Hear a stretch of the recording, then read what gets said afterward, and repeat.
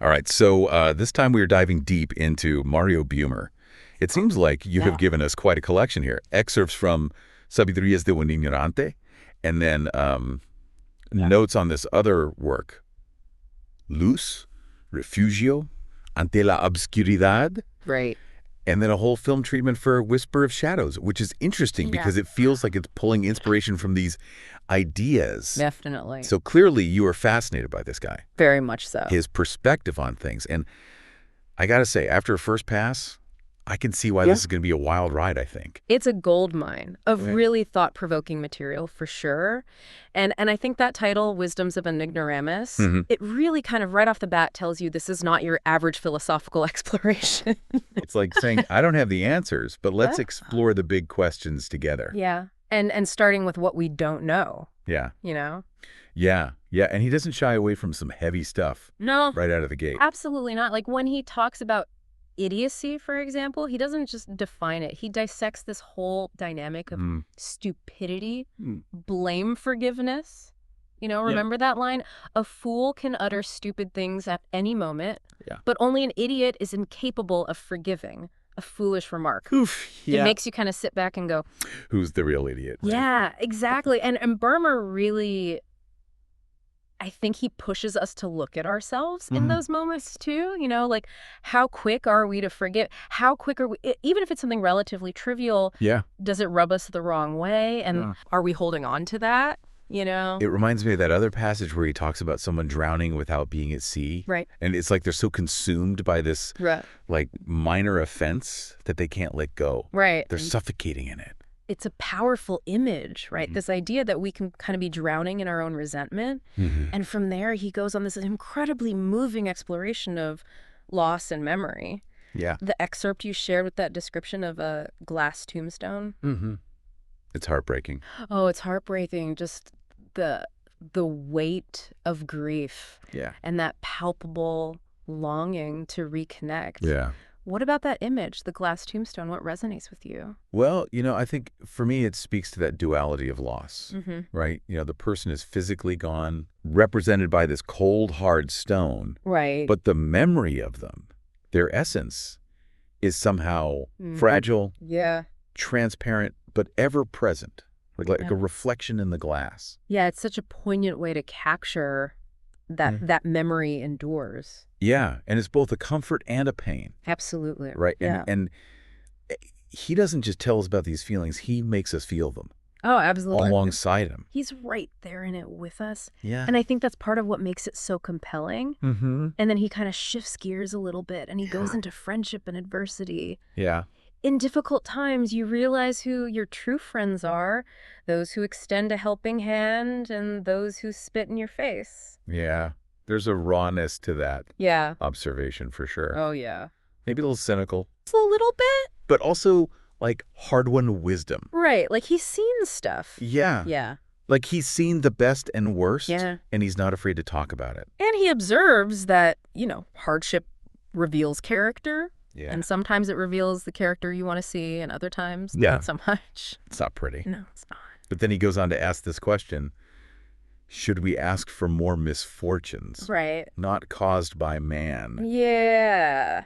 That's a bleak thought. It is a bleak thought. Right. But it does speak to, I think, that kind of fatalistic view that he seems to wrestle with. Like hardship is unavoidable. Right. Maybe even something to be sought out for the lessons that it might hold. Like it's a necessary ingredient in this growth process. Yeah. He's really turning the idea of happiness on its head. He is.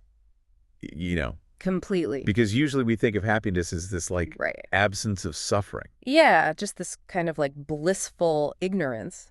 But he's saying, no, no, no. Yeah. There's meaning in those. Yeah. In the struggle and the uncomfortableness. Yeah. Yeah.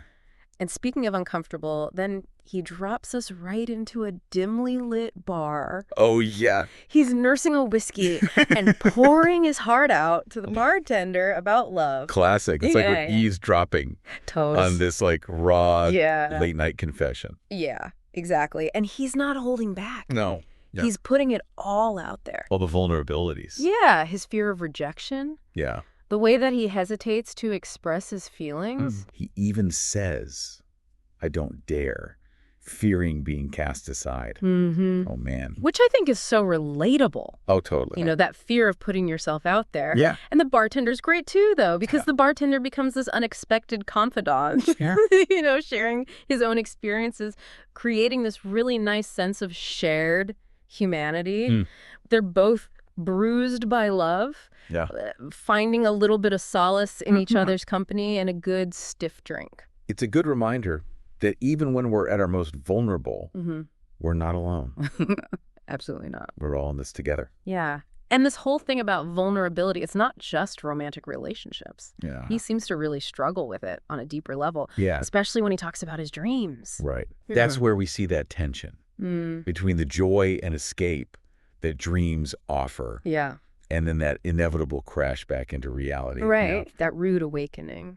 Remember that passage where he talks about waking up from this dream and he's got this bitter taste in his mouth? Yeah, that's perfect. There's like that encapsulates the whole struggle perfectly, especially because the dream was about this unattainable thing. Right. You know, a kiss from someone he describes as unreal, impossible. Yeah. So it's like he's wired for this yearning. Yeah. But reality keeps interfering. Always there to disappoint, right? Yeah. And that yearning, right, that push and pull between what he desires and like the reality, it kind of bleeds into his creative process too. Yeah. You know, we see it in those excerpts where he's reflecting on his life as an artist, the constant self-doubt, you know, this craving for recognition, but also that fear of being ignored. Yeah. Will my voice ever be heard? Exactly. Yes, that. Yeah. Will my work ever be more than whispers lost in the wind? Oh, that's such a good line. You know, it's like this terror of pouring your heart out and having it met with indifference. And I think so many creative people really struggle with that. For sure. That fear of vulnerability. The putting yourself out there. It's scary. It is to put yourself out there. And at the same time, this like almost desperate need to connect, to have the work resonate with others. Yeah, like, do I dare disturb the universe? He loves T.S. Eliot. He does. And I feel like that really comes through. It's like this need to make a mark, to have it mean something. Yeah. But it comes with such a heavy price tag of potential rejection and heartache. Oh, for sure. It makes me think about Luz, Refugio ante la Obscuridad. Yeah. Because if we're talking about, you know, what are the dangers of eliminating imperfection? Right.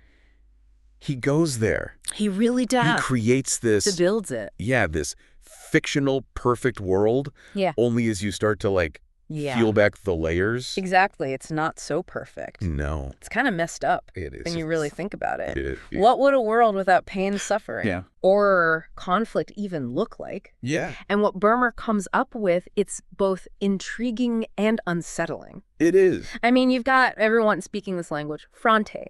Yeah. Knowledge is universal, so there's no need for learning or discovery. Right. It's like on the surface. Yeah. It sounds kind of idyllic, but there's this like chilling undercurrent. Yeah. Like be careful what you wish for. Exactly. Right. Because where's the individuality? Yeah. The spontaneity. Like the range of emotion. Right. You know, the good, the bad. The messiness. All of it, it's just gone. Yeah. And look at Gustavo. Yeah, poor Gustavo. The protagonist, he's thrust into this world, right? Surrounded by all these people who seem content. Blissed out, even. But he can't shake this feeling that something is just deeply fundamentally wrong. And he even says at one point, there are things I miss, things I never thought I would long for, like the burn of whiskey on a cold night, the sting of tears after a fight with Martha, the way her anger used to make my heart race. Oh, man. You know, and it's like... It's all gone. It's all gone, all those little things. And even the things that we might think of as negative... Yeah. He misses. He misses them. Because they're part of what makes life real. And Martha... Yeah, what about Martha? His wife? Yeah. She's in this world, too. She is, but she's not the same. She's not the same Martha. No. And he says that she's lost that spark. She's lost the essence of what made her Martha. The thing he fell in love with. Yeah, exactly. And he hates it. He does. And it's not just the emotional range that's missing. He talks about how art, entertainment, they're irrelevant. Totally irrelevant. Because why would you need an escape when there's nothing to escape from? Right. You know, you don't need catharsis if you're not experiencing If you don't have those emotions. your emotions. It's like humanity itself has been sterilized. Yeah, like stripped of its essence. its vital essence, all in the pursuit of this like sterile utopian ideal. Even the things that would normally evoke fear, like sharks. Oh, yeah, he talks about that. He does. The sharks are harmless. They're harmless? No danger. Right. No risk. No real sense of being alive? No, not really. Is there? And Gustavo sees this. He sees right through it. Yeah, he's haunted by the memories of his former life, the good and the bad. And he realizes that those experiences, those imperfections, they shaped him. They made him who he is. Yeah. They gave him character. And he would rather have that than this to be a robot. This hollowed out version of himself. Yeah, basically. Yeah. It really makes you think about what's preferable, right? That messy, unpredictable reality. Yeah. Or this this artificial. Yeah, this artificial sterile existence. And it makes me think about this Whisper of Shadows film treatment. Oh, yeah. Because if Luce was exploring the dangers of eliminating imperfection, this one seems to go right into the shadow side. Yeah, into the darkness lurking under like all those anxiety, those fears that are bubbling beneath the surface. Yeah, yeah. And it's got this totally different vibe, you know? It's haunting. It's almost surreal. Oh, yeah. You know? It's a trip. It is. You've got Mike, the protagonist. Yeah, poor Mike. I know he's plagued by these shadows. Yeah. He's getting cryptic messages. Right. Is he going crazy? Right. What's real? What's not? And the shadows themselves, they're never really explained. No, that's what makes it so creepy. That ambiguity. Yeah. Are they real? Are they in his head? Are they manifestations of his own subconscious? Yeah. You know, those deep-seated fears taking shape. Or is it something more? Right? Is there something supernatural going on? Something sinister, even. Oh, yeah. You know. And then there's Eva. Right. Eva, the AI. She's practically sentient. I know. It's like, is she... I know. Is she good? Is she bad? And the lines are so blurry. So blurry. You know, between, is she a helper? Yeah. Or is she manipulating him? Right. Do you think he was trying to say something about...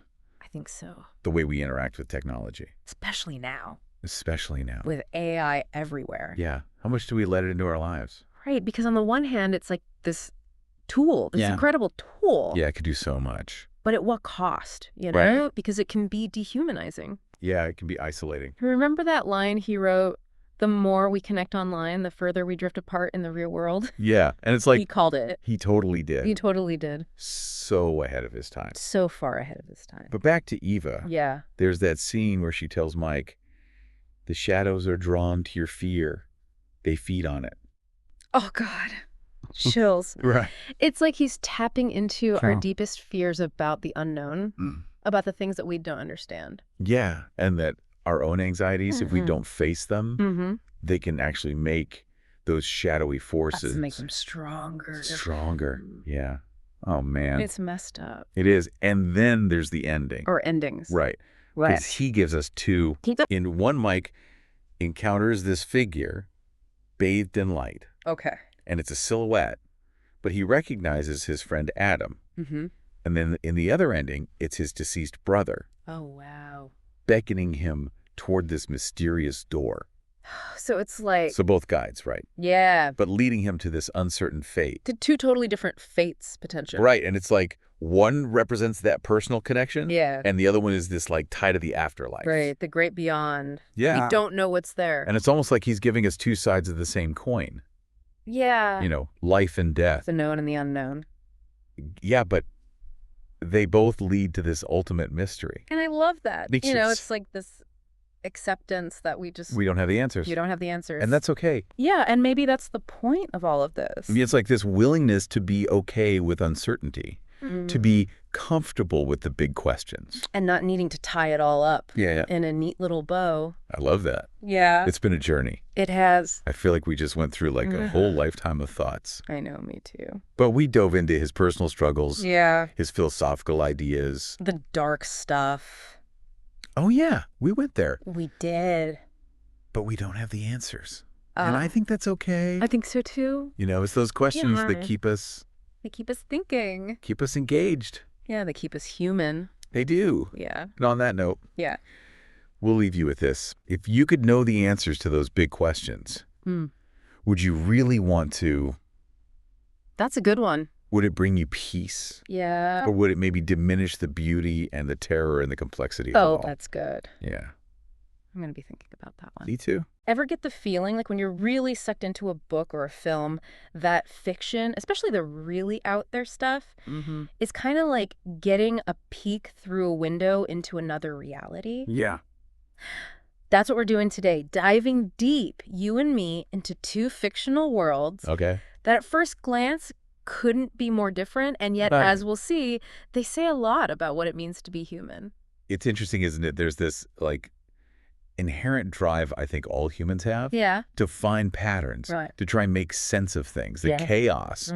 And, sometimes Yeah. exploring fictional extremes like we're going to do today Right. can actually give us a fresh perspective on our own, messier middle ground. Yeah, it's like holding up a funhouse mirror to Yeah. our own, I don't know, desires and fears, right? Exactly. So in one corner, we've got loseoriginal.pdf. Okay. And from the excerpts you sent over, Yeah. it seems like everybody there is living the dream, like literally. No pain, no suffering, not even death. Wow. It's like a utopia that's been super carefully designed for perfect happiness. Yeah. But, and I don't know about you, there's Yeah. a part of me that's like, at what cost? Right. That's the paradox, isn't it? Yeah. I mean, when you eliminate all the friction, all the risk, the struggle, you're also kind of taking away the possibility of any real growth. Right, yeah. There's that fascinating study by Dr. Robert Bjork Okay. on desirable difficulties. The idea that challenges, even setbacks, they're essential Yeah. for learning and development. And this utopian world, as appealing as it sounds, Yeah. seems like they sort of miss that memo. Totally. It's like that saying, smooth seas never made a skilled sailor. Right. Exactly. But seeing it play out in loseoriginal.pdf really hits differently. I bet.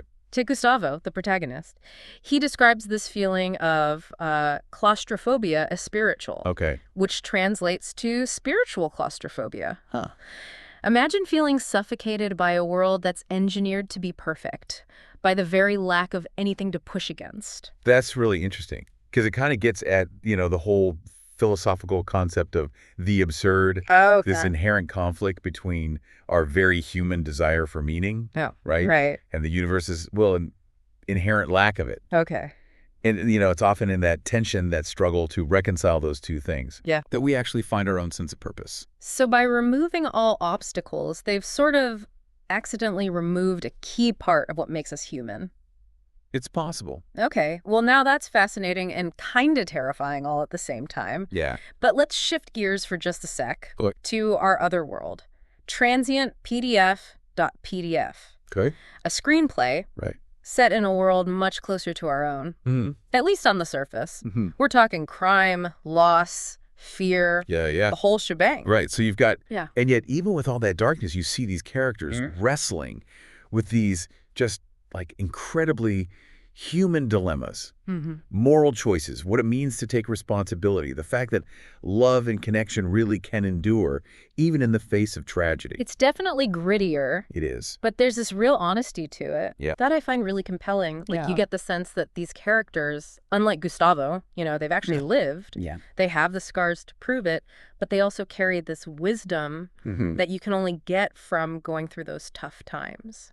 Yeah, and that actually makes me think about this idea of post-traumatic growth. Oh, okay. This phenomenon where people who have experienced some kind of significant adversity, something really difficult, Right. they often come out the other side with this, like greater appreciation for life, a deeper sense of personal strength, Wow. like their values mean more. So we have loseoriginal.pdf, this world that avoids all shadows at all costs. And transientpdf.pdf that's almost consumed by them, Yeah. Two extremes, two very different ways of looking at the human experience. Fascinating, isn't it? But are they really that different? I mean, that's what I want to unpack. What do you think? That's a great question. Are they really that different? It's like you were saying a minute ago about these funhouse mirrors. Right. They distort things, for sure, Yeah. but they're still reflecting something real, Okay, so let's like hold up these two worlds side by side and Yeah. see what we've got. Like, where do those reflections line up? Okay. One thing that really struck me about loseoriginal.pdf was how, I don't know, sterile all the relationships felt. Hmm. Like, even love seemed, I don't know, it was carefully curated, I guess. Yeah. There wasn't any real passion or risk. It's almost like they've achieved this, like, social homeostasis. Okay. But the trade-off is they don't really have any genuine connection, right? Yeah. And it made me think about the work of sociologist Emil Durkheim. Okay. He was saying how, a certain amount of deviance, like breaking the rules a bit, Okay. is actually necessary to have a healthy society. Hmm. It's in those moments, where Right. people are challenging what's supposed to be normal, Right. that we kind of figure out our values Right. and make those social bonds even stronger. So they try to engineer out all the bad stuff. Right. But they accidentally engineered out some of the good stuff, too. It's possible, yeah. Yeah, there's a pattern here, I'm telling you. Hmm.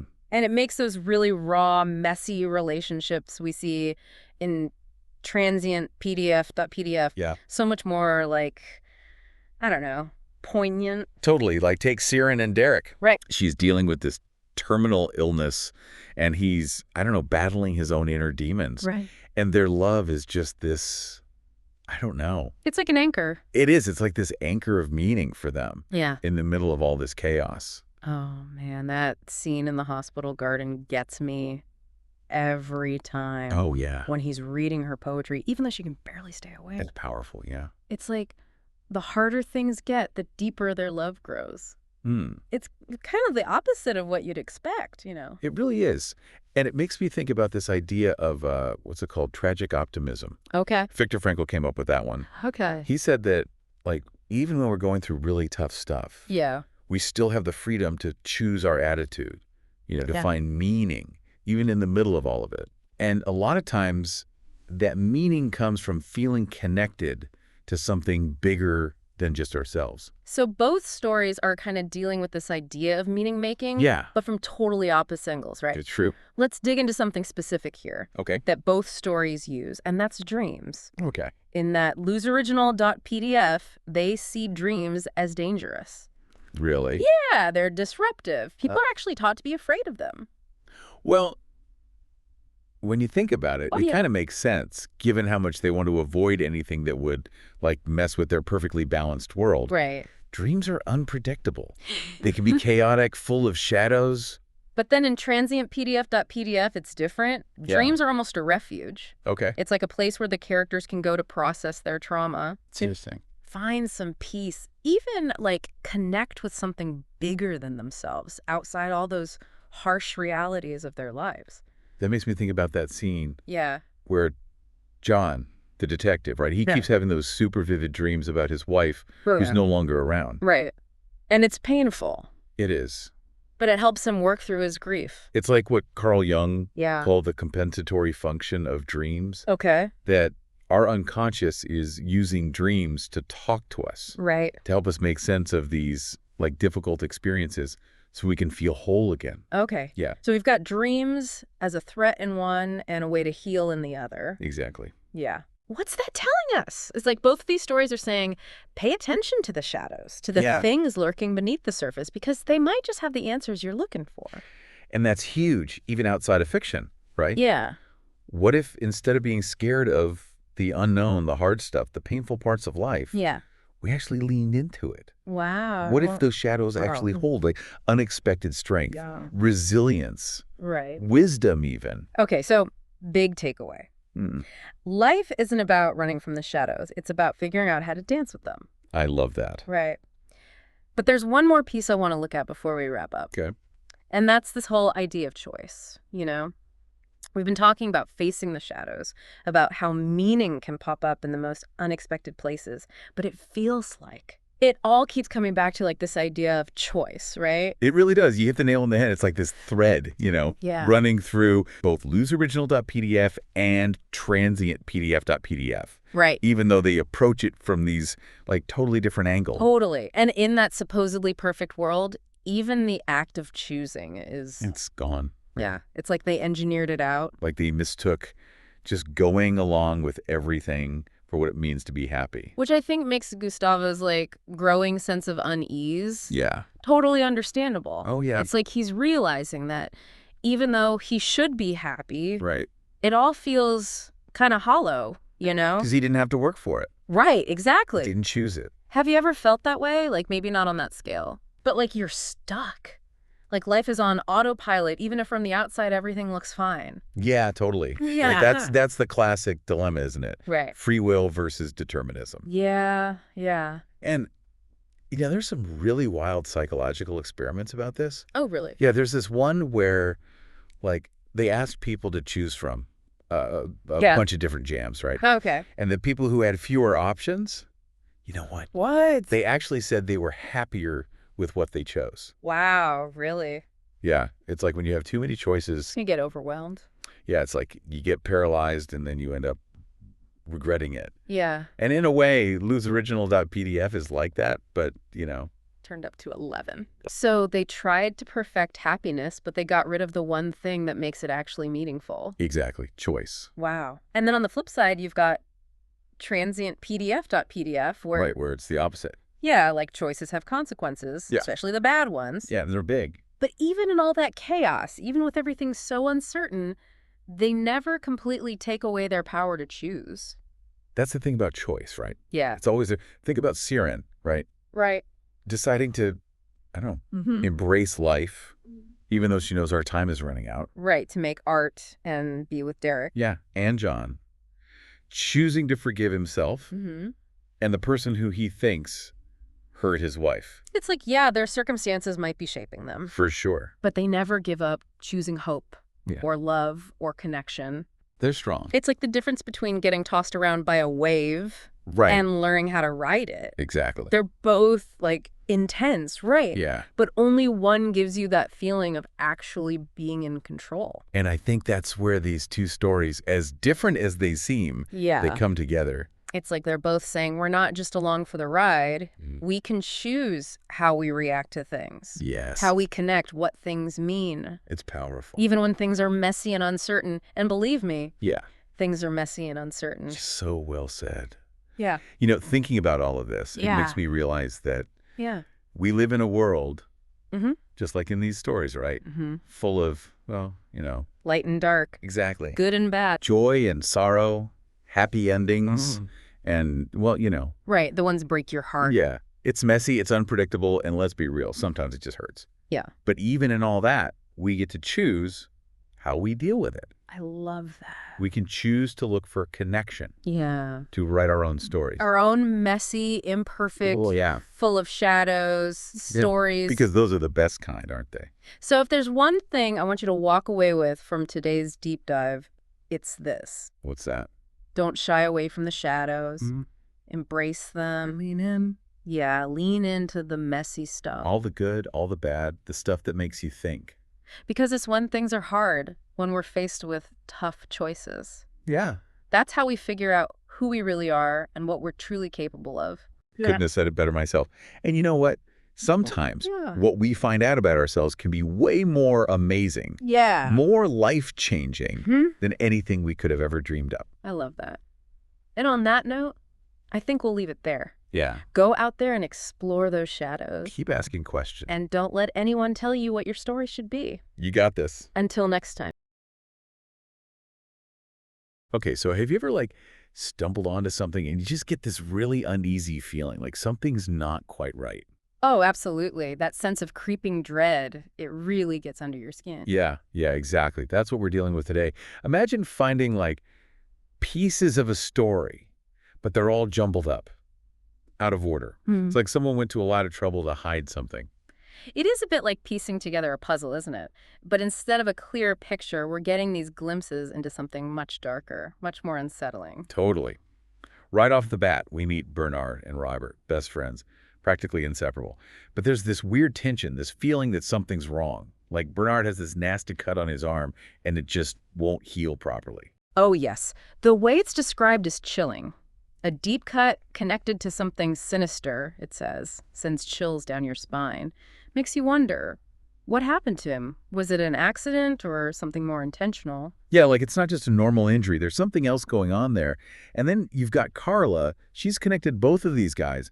But their relationship, oh, it's complicated, full of history. You can tell she's carrying a heavy burden, can't you? There are hints of a troubled past. Problems with her father, a brother, Alexander, who's gone missing. It's like her story is interwoven with all this darkness, and we're only seeing a fraction of it. Precisely. And speaking of things that are a bit, well, unsettling, did you catch the recurring mention of the circle? Right, like it's some kind of secret code. What do you think it means? That's the million-dollar question, isn't it? We see this circle motif popping up again and again, but its meaning remains frustratingly vague. Is it symbolic? Sinister? It's hard to say for sure. Ugh, it's like trying to solve a riddle in the dark. And speaking of dark, let's talk about this creature they keep mentioning. They don't shy away from the creepy, describing it with these sharp claws, leaving a trail of violence. It's like something ripped straight from a nightmare, isn't it? And speaking of nightmares, Bernard has been having some particularly vivid ones, dreams filled with this creature and a mysterious woman named Edna Topsody. It's almost as if his subconscious is trying to tell him something. Like a warning he can't quite grasp. Yeah. And as if things couldn't get any creepier, we find out that Daniel Stewart, a classmate of Bernard and Robert's, turns up dead. And the circumstances, well, they're more than a little suspicious. And the finger of blame seems to be pointing towards Bernard and Robert. Remember, we're dealing with fragments here, so the author is choosing what to reveal, what to withhold. It's our job to navigate these choices, these breadcrumbs, and try to assemble some semblance of the truth. Yeah, it's like trying to assemble that puzzle in the dark with half the pieces missing. I don't know about you, but I can't help but feel like I'm being drawn deeper into this mystery, even if I don't want to know the answers. Oh, the allure of the unknown is a powerful thing, isn't it? We can't help but be drawn to the shadows, even as they frighten us. All right, well, I think that's a good place to pause for now. We've met some of the key players, gotten a taste of this unsettling mystery. But trust me, things are about to get even more complicated. So we're back, diving headfirst into this tangled web of a story. And, as we dig deeper, I'm noticing these weird echoes, these patterns repeating, like ripples spreading out from a dropped stone. Yes, quite. It's like a ripple effect indeed. Take Carla, for instance. The story hints that she might be pregnant. She's haunted by these awful nightmares, and it's as if she's mirroring her own father's traumatic past. Hold on. Her father had nightmares too. I don't think we talked about that. We discovered that Carla's father, Patrick Baradizer, was deeply affected by his past. He carried this intense fear of women stemming from his childhood. It's heavily implied he was a victim of abuse. Wow, that's heavy. So are we saying there could be a connection between Patrick's abuse and Alexander's disappearance? I mean, if he was abused, what happened to Alexander? It's like this darkness is touching everyone it reaches. It's definitely a chilling thought. There are fragments suggesting Alexander was involved with a woman named Natalia. And get this, she also has ties to Carla's past. Then we have this unsettling incident where Alexander receives a threat from someone or something unknown, and then poof, gone, vanished. Like he just stepped into thin air. It's like that saying, right? History repeats itself. But in this case, it's more like a nightmare playing out over and over again. We've got Patrick, weighed down by his trauma. Then Alexander disappears under mysterious circumstances. And we can't forget Edna Topsody. Seriously, this name keeps popping up in Bernard's nightmares. It's almost too much. How do we even begin to unravel all of this? Well, sometimes you need a fresh perspective. Remember Angela Delacroix, their researcher? She specializes in unusual phenomena, and she has some interesting thoughts about Bernard's injury. Oh, right. Delacroix. Isn't she the one who thinks Bernard's injury might be something, well, weirder than a normal cut? Exactly. She believes it might be linked to a rare psychological phenomenon. She even brings up this case study involving hamsters of all things. Wait, hamsters? What do hamsters have to do with any of this? Okay, so in this study, scientists injected a hamster with a drug, and it became incredibly aggressive. Delacroix suggests that something similar might be happening with Bernard, as if some part of his attacker's essence, their rage, was transferred to him through the injury. Hold up. Are you saying that Bernard's nightmares, his obsession with Edna Topsody, could all be a result of this hamster thing? That's wild. It's a fringe theory, to be sure, but it does raise some fascinating questions about the nature of trauma and how it can manifest in unexpected ways. Okay, I'm trying to wrap my head around this. But how do Carla and her father fit into all of this? We've got this weird hamster phenomenon, nightmares, and a missing person. It's a lot to process. Remember that symbol we talked about earlier, the circle? I think it's key here. It points to the cyclical pattern of trauma and violence plaguing this family. Patrick's abuse, Alexander vanishing, Carla's pregnancy, they're all connected. Ugh, it's like they're all caught in this web and no one can break free. And speaking of being trapped, we can't forget about Sut, the police captain. Turns out, even he has a troubled past. Ah, yes, Sut. He's carrying some heavy baggage. Remember that incident with the explosives? Right, the one he was involved in. Didn't someone die? It's like he's never really recovered from that experience. Exactly. He's haunted by it. And I think it's fueling his obsession with solving Daniel's murder. His need for control, for order, it's almost palpable. And the way he dies, Yeah. found in that sewer. It's like the story is telling us that getting too close to the truth, trying to break the cycle, is a death sentence. The sewer itself, I think, is a powerful symbol. It represents the underbelly of society, the hidden world of secrets and violence. So Bot's death there, it's both literal and metaphorical. Like he was dragged down into the darkness. He was Yeah. trying so hard to escape. Man, this is bleak. It is a rather dark tale, isn't it? But even in the darkest stories, there are glimmers of hope. Think about Carla, for instance. She's incredibly strong, resilient. She's facing an impossible choice, dealing with the trauma of her past and this potential pregnancy. But she also has so much love, especially for Robert and Bernard. You're right. Her relationship with those guys is one of the few bright spots in this whole mess. It's like a reminder that even when surrounded by darkness, love and connection can still thrive. And then there's Alexander. Against all odds, he resurfaces years after his disappearance. He even has a wife and child. It's a testament to the human spirit's ability to overcome even the most unimaginable hardship. It's like the universe, or whoever's pulling the strings in this story, is offering a sliver of hope. But then, bam, tragedy strikes again. Bernard dies, saving Robert from falling off that cliff. Talk about a punch to the gut. Bernard's death is especially heartbreaking because it underscores the cyclical nature of this narrative.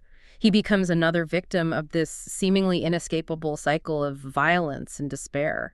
Yeah, and as if that wasn't enough, Carla has this terrifying dream where she hears Bernard's voice.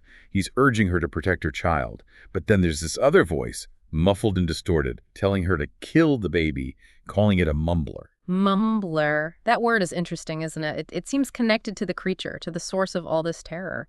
And Carla's dream, well, it suggests that she's at a crossroads. She can either perpetuate the cycle of violence or break free from it. But the choice, well, it's far from easy. And this is where the fragmented nature of our source material is simultaneously intriguing and frustrating. We're left with so many unanswered questions. What does mumbler even mean? Is Carla's baby doomed? And what about Edna Topsody? Is she real or just a figment of Bernard's nightmares? The beauty of a good mystery. We may never have all the answers, but that's part of the allure. These fragments invite us to fill in the blanks, to grapple with the unknown. It's up to us to make sense of the pieces we have. You know, it strikes me that this story, even with all its twists and turns, it feels timeless. Like we're witnessing this primal battle between good and evil, playing out across generations. It's a story that resonates on a deep, almost instinctual level. And what I find particularly compelling is how it explores the duality of human nature. These characters, they're not just heroes or villains, they're complex, flawed individuals grappling with their own inner darkness. Right, like we all are when you think about it. And the fact that we're only getting these fragmented glimpses into their lives, it's like we're piecing together a giant, shattered mirror. We see these broken reflections of ourselves in their struggle. Exactly. It forces us to confront our own assumptions, our own biases about right and wrong.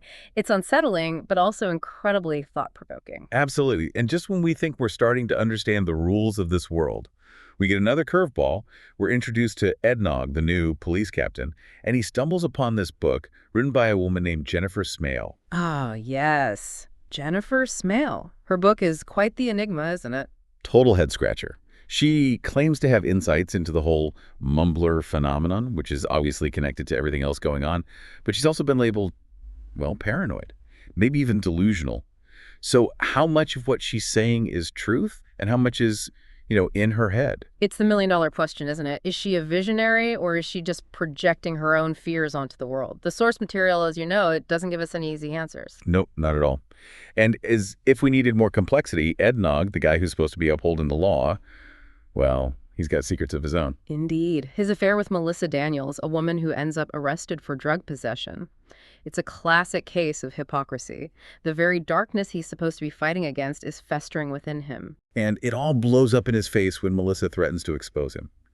It's a stark reminder that no one is above the consequences of their actions. Quite a cautionary tale woven into the larger narrative. Totally.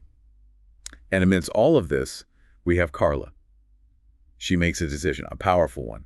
She chooses to have her baby. An act of defiance against the voice in her dream, the voice urging her to end the child's life. Exactly, a beacon of hope in this really bleak story. But even with her decision, we're left with this lingering unease. The unanswered questions. Will her child be safe? Will the cycle of violence be broken? It's both frustrating and fascinating, isn't it? These loose ends, these unanswered questions, they stay with you. That's the power of a story like this. It doesn't tie everything up neatly with a bow. It invites you to sit with the unknown, the unanswered questions, to keep thinking, keep questioning. And that's what we're going to do. For now, we're going to leave you with this thought. As you reflect on everything we've discussed, what resonates most deeply with you? What interpretations have you made? And most importantly, what questions will you continue to ponder?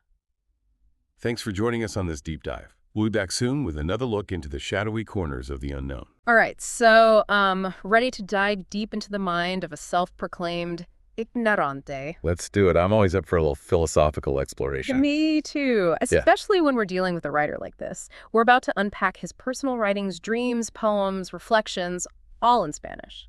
Intriguing. Exploring these universal human experiences through a different linguistic lens always adds another layer, doesn't it? Absolutely. And trust me, this stuff gets pretty intense. I mean, right from the jump, he doesn't hold back. He dives right into this raw, vulnerable exploration of what it means to be human. Oh, how so? Well, he uses this incredibly vivid language. He describes humans as having this, weak shell, easily wounded. He even talks about how our veins and arteries are like delicate threads that can be punctured instantly. Wow. Okay, so he's not shying away from the fragility of our existence. Not at all.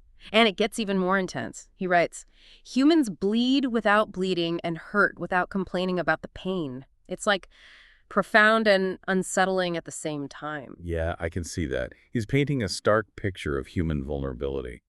What strikes me is how he juxtaposes this fragility with our capacity for thought, for emotion. The things that make us human are also the things that make us so susceptible to suffering.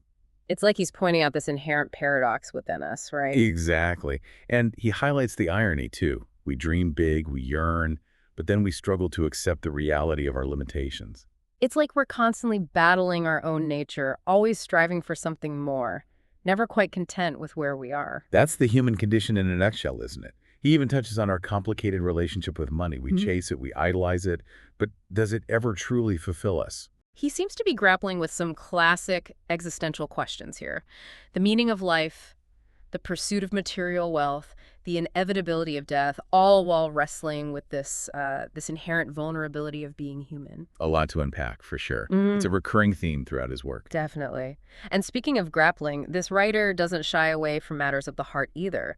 There's this palpable longing that permeates his writing, especially when it comes to this, well, I guess you could call her a mysterious amada. Amada, meaning beloved in Spanish. It sounds like we're about to delve into the realm of love and loss. Oh, absolutely. And let me tell you, his descriptions are so vivid, almost like he's reliving these experiences as he writes. Dreams, fantasies, these intense yearnings for a connection that feels both passionate and just out of reach. This amada, she becomes almost symbolic in his writing, doesn't she? This representation of deep affection, ideal love, maybe even a love that feels unattainable.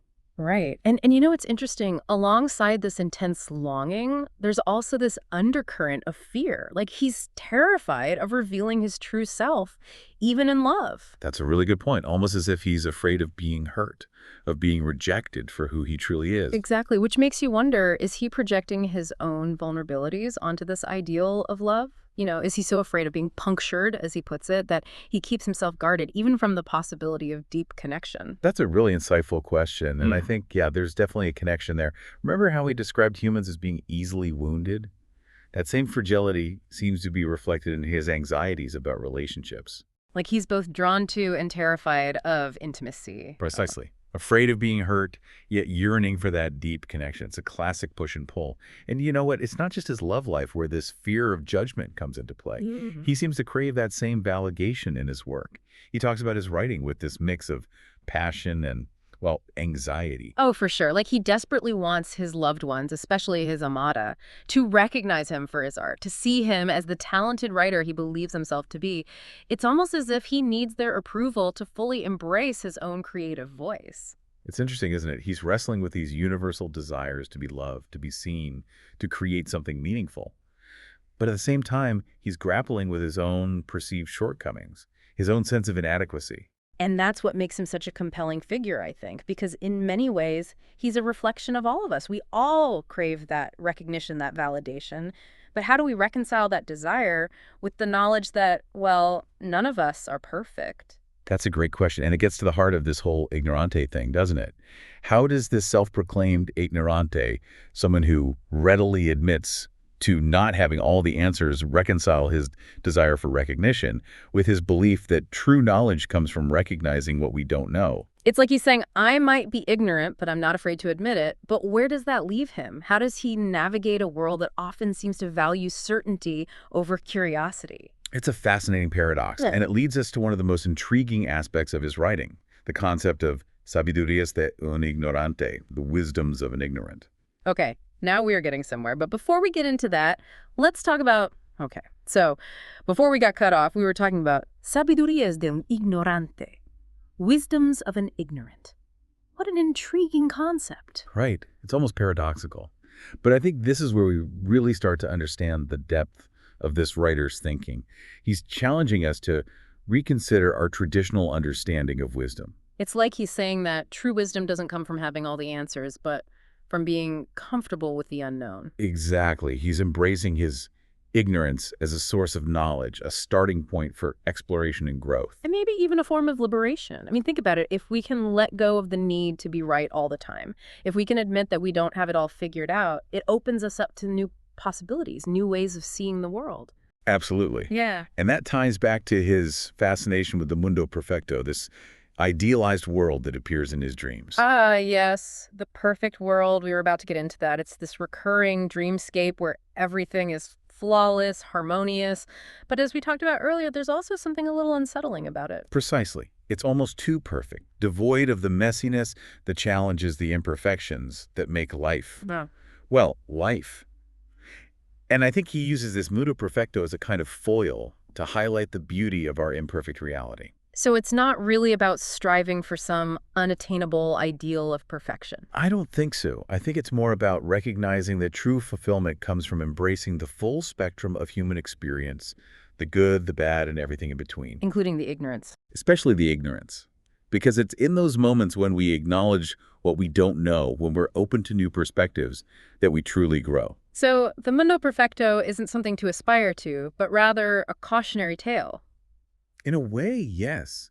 It's a reminder that true happiness can't exist in a vacuum, that real growth comes from overcoming obstacles, from embracing the unknown, from learning from our mistakes. Which makes me think about all the ways we try to hide our true selves, both in our personal lives and in our creative work.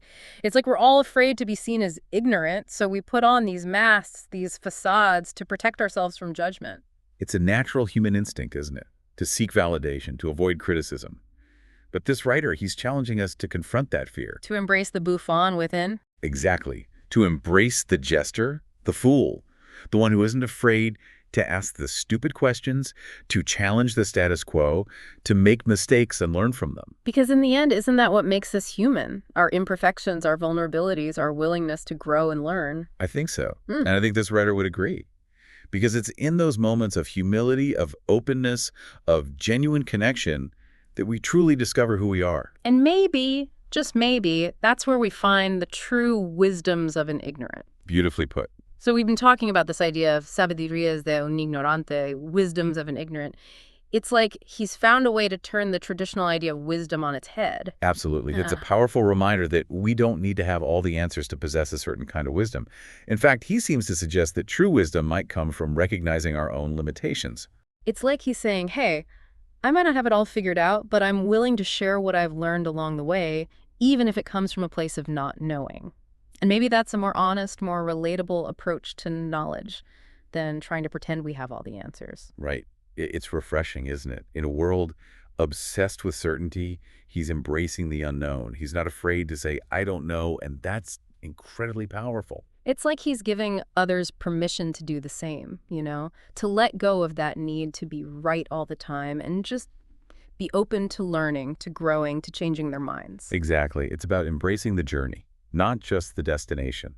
And that journey might be messy, it might be full of wrong turns and dead ends, but it's in those moments of uncertainty that we often discover the most about ourselves and the world around us. It's interesting because when you think about it, that's how we learn as children, isn't it?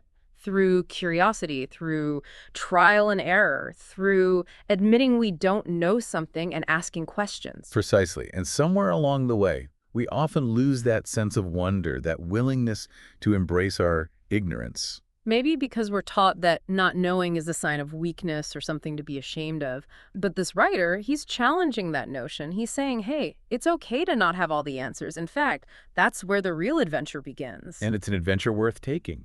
Because when we approach the world with a sense of curiosity and humility, we open ourselves up to a whole new level of understanding and connection. We allow ourselves to be surprised, to be challenged, to be transformed. And isn't that what life is all about? It's certainly a more fulfilling way to live, wouldn't you say? Absolutely. So as we wrap up this deep dive into the mind of the ignorante, I'm left with this one thought. What if we all embraced our inner ignorante? What if we approached the world with a little more curiosity, a little more humility, and a lot less need to be right all the time? Now, that would be a world worth exploring. It certainly would. So to all of you listening, keep those words in mind. Sabidurías de un ignorante.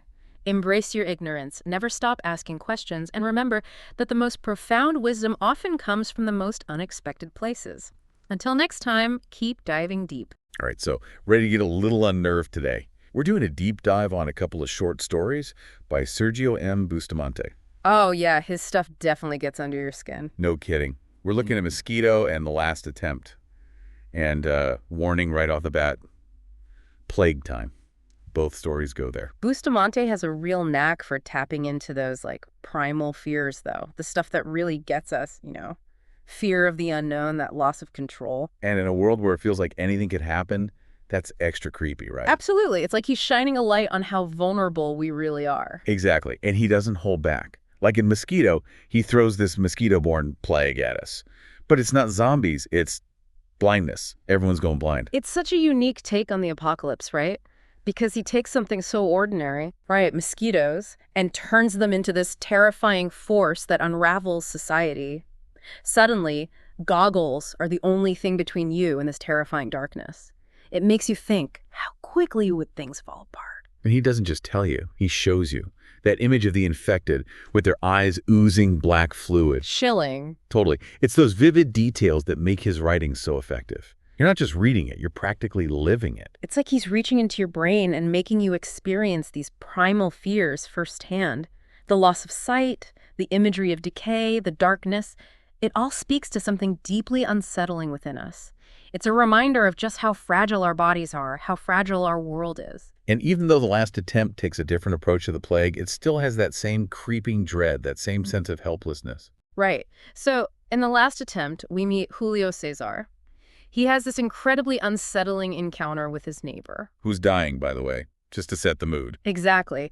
And this encounter, it's like stepping into this strange in-between space. Is it real? Is it a hallucination? Bustamante leaves you guessing. And it sends Julio Cesar into a coma for 7 months. 7 months. Talk about disorienting. You wake up and the world's moved on without you. It's like he's trapped in a waking nightmare. Which, again, plays into that uncertainty Bustamante's so good at creating. It's like the characters are navigating this world where the lines between reality and delusion are blurred, and we're right there with them. And that feeling only gets stronger after Julio Cesar wakes up. He's grappling with lost time, fragmented memories. You can just feel that something is terribly, terribly wrong. It really messes with your head, right? That feeling of being unmoored. And then there's the added layer of Dr. Elias, the neighbor, who dies while Julio Cesar's in the coma. Yeah, and that's where Bustamante's exploration of trauma gets really interesting. It's not just the physical threat of the plague, but the way it impacts the mind. People are dealing with these fragmented realities, this constant unease. And it makes you wonder, how would you even begin to process something like that? And you see Julio Cesar grappling with that, trying to make sense of this experience. He's searching for answers, for something solid to hold on to, but the truth keeps slipping away. That resonates, that need to find something to ground you when everything feels chaotic, especially in a crisis. You look for anything stable. Definitely. And I think that's why Bustamante leaving so much open to interpretation is so powerful. It forces you, as the reader, to confront that unknown alongside the characters. You have to sit with the discomfort of not having all the answers. It's like he's holding up a mirror to our anxieties about the things we just can't control. Precisely. And the last attempt doesn't give you any easy answers. If anything, it ends on an even more unsettling note, the sense of inescapable fate, Oh, the ending. Talk about chilling. It's like Bustamante takes this idea of cyclical horror, that history repeats itself, and cranks it up to 11. I won't spoil it for our listener, but wow. He really drives home the fragility of life, doesn't he? Like, no matter what, we're all vulnerable in the end. It's a heavy thought, but it's what makes these stories stick with you. They really do. And for me, it's that emotional punch that sets Bustamante apart. He doesn't shy away from the darkness, from those hard truths about what it means to be human. But there's also a strange beauty in how he portrays those experiences, those raw, vulnerable moments. It shows the strength of the human spirit. What do you mean? Well, think about Julio Cesar's memories of Dr. Olaez.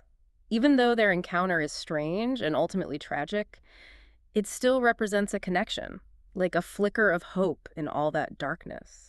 That's a really insightful point. It's like even with all that loss and uncertainty, there's still this human need to find meaning, to find connection, to hold on to something that gives you a sense of purpose, even when everything else feels pointless. It makes you realize that even in the darkest times, even when everything feels hopeless, we're still reaching out for connection, Absolutely. And I think that's what makes Bustamante's story so powerful. He doesn't shy away from the darkness. He forces us to confront those uncomfortable truths about our own mortality.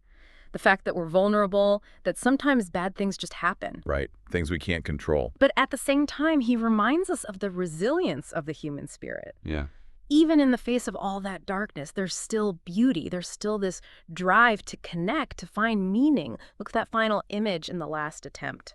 Haunting, sure, but there's that need for connection, even on the edge of the abyss. You always remember that image, don't you? It sticks with you. It's like he's saying, even when it feels like there's nothing left, we still reach for each other. Exactly. And that's a powerful message, especially these days, right? When things feel so uncertain, it's easy to get lost in the fear, the what-ifs. But Bustamante makes you feel it all. The horror, the dread, but also those glimmers of hope is what makes his writing so much more than just scary stories. He makes you think, makes you feel, long after you've put the book down. Couldn't put it better myself. He really gets under your skin, Stays with you. Well, this deep dive has certainly given me a lot to think about. I have a feeling these stories will be rattling around in my head for a while. Me too. Bustamante has a way of doing that. Well, to our listener, if you're looking for a read that's going to stay with you, make you think, make you feel, I highly recommend checking out Sergio M. Bustamante. Mosquito, The Last Attempt. Just maybe keep the lights on for this one. And maybe invest in some good bug spray. You never know. Until next time, thanks for joining us for another deep dive. All right, so are you ready to dive into a story that'll really get under your skin? Because today we are going deep, and I mean deep, into Profundo Breve Timor, which, for those of us who don't speak fluent Spanish, translates to Deep Brief Fear. Such a great title, right? Absolutely. It really draws you in. And, it's a short story, but trust me, this one packs a serious punch.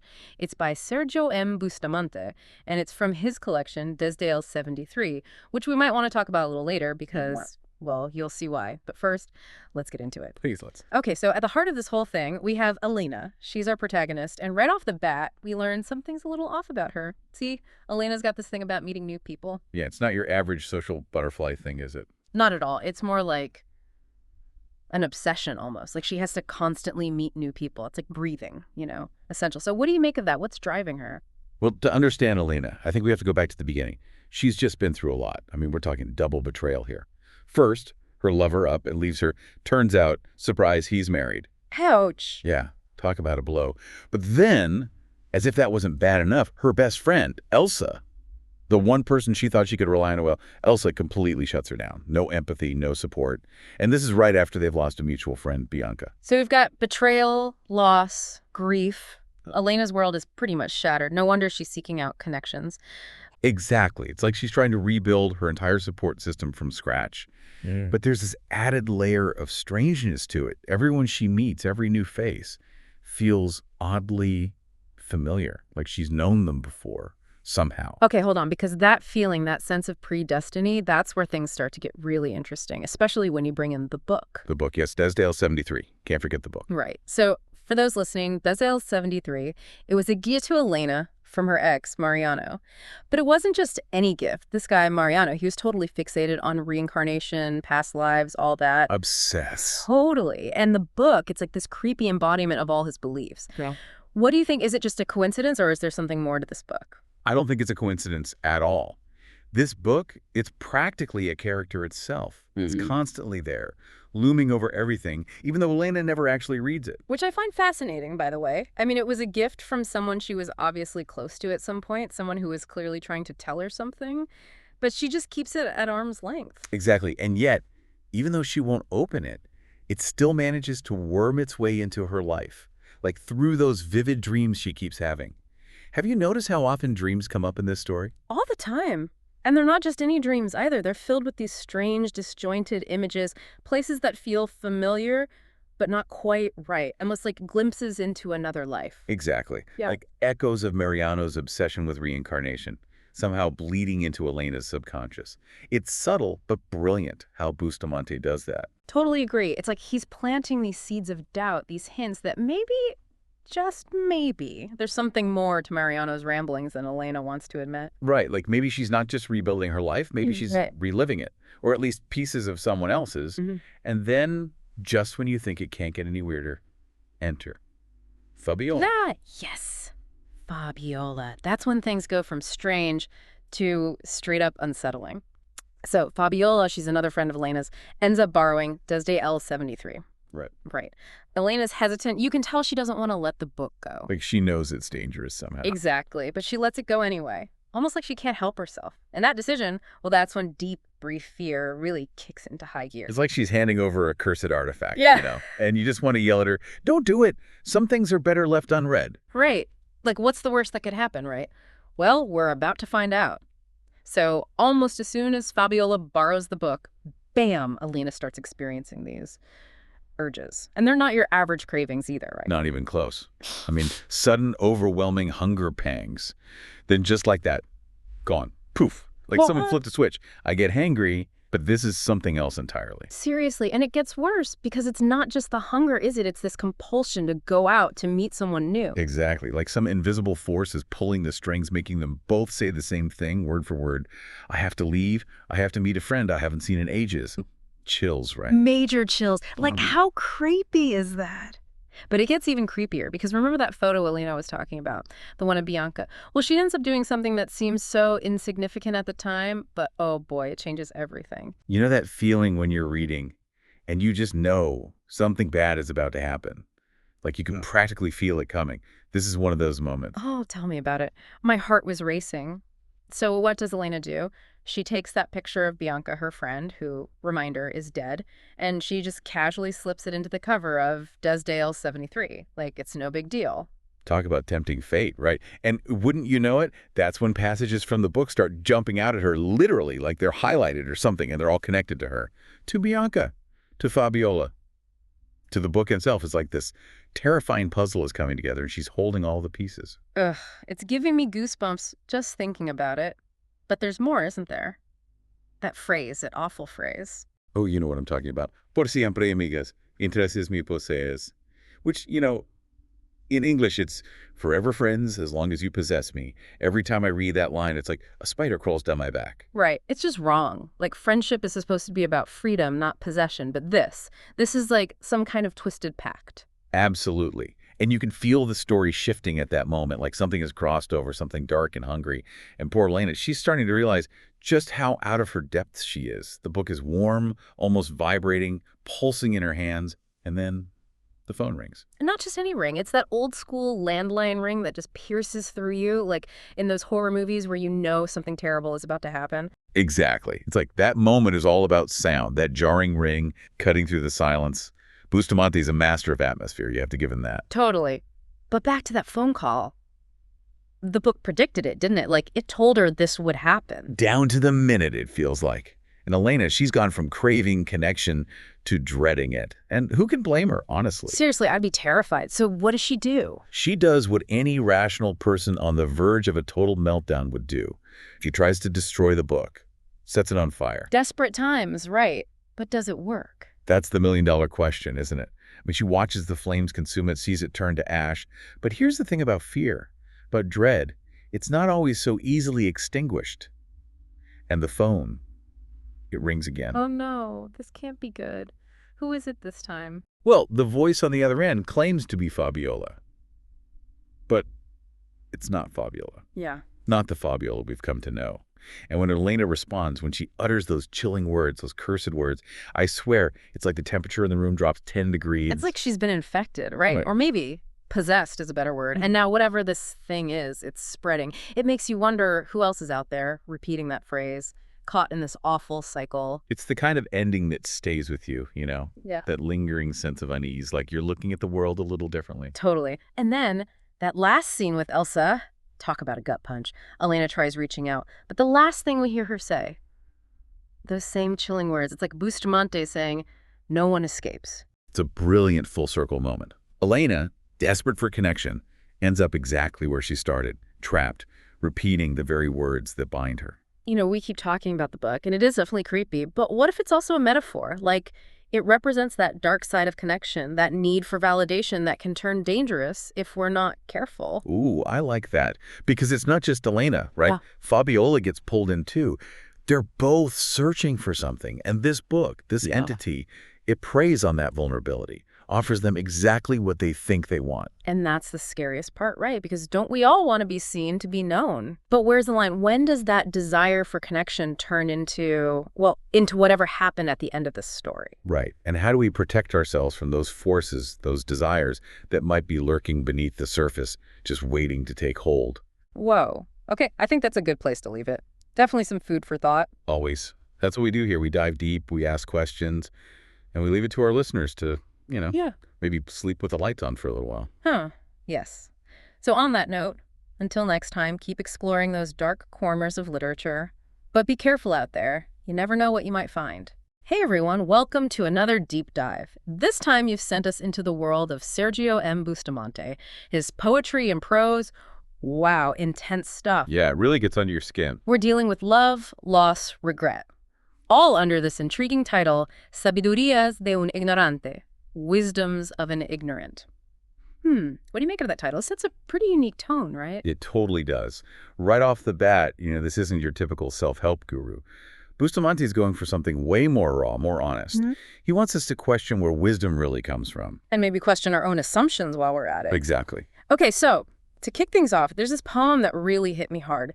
Lápida de Cristal, Crystal Epitaph. Just the title alone, you know it's going to be heavy. Oh yeah, this one will stay with you. It just throws you right into this man's grief. He's lost the love of his life, and it's raw, gut-wrenching.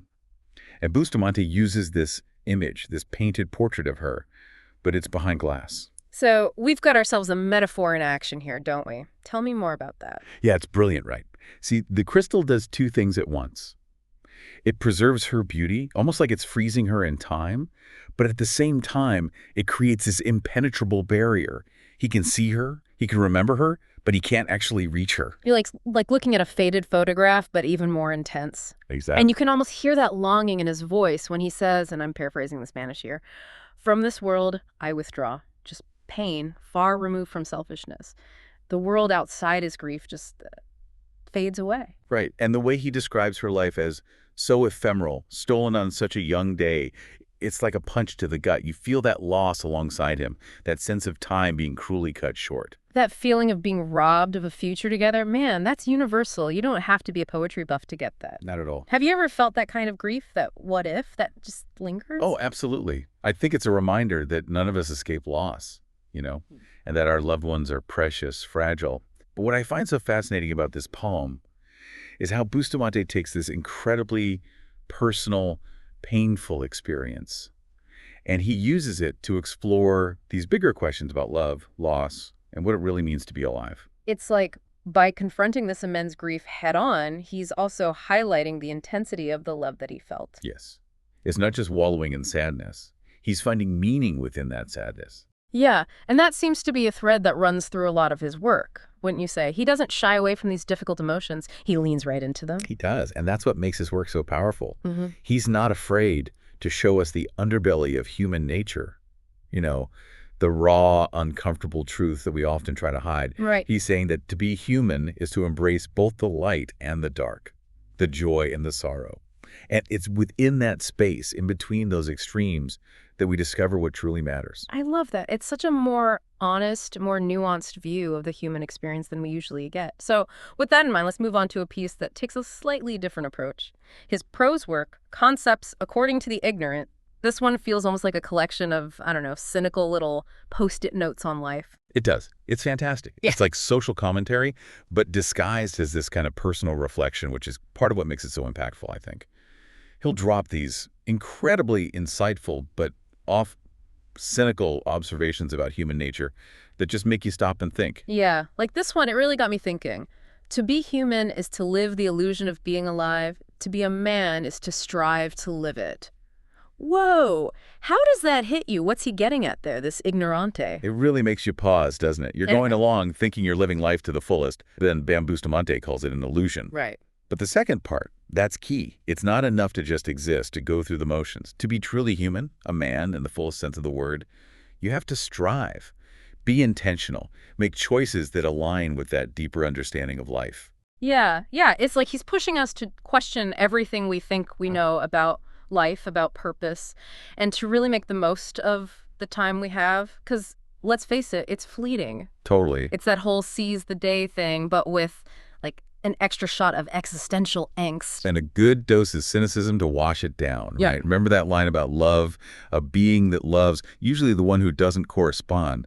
Oof. Yeah, ouch. He doesn't exactly paint a rosy picture of romance, does he? He does not. Maybe that's the ignorant speaking, but there's a painful truth to that, right? We've all experienced some level of unrequited love, that feeling of like pouring your heart out to someone who just doesn't feel the same. Absolutely. It's that vulnerability, that risk we take when we open ourselves up to another person. And I think Bustamante, in his own way, is acknowledging that vulnerability. He's not sugarcoating it, not offering empty platitudes. He's simply saying this is part of the human experience too. And that rawness, that willingness to confront the messier parts of life. That's what I find so compelling about his work. But he's not just trying to bum us out, right? There's also this sense of hope, this belief that even in the midst of all the chaos, the heartbreak, we can still strive for something more.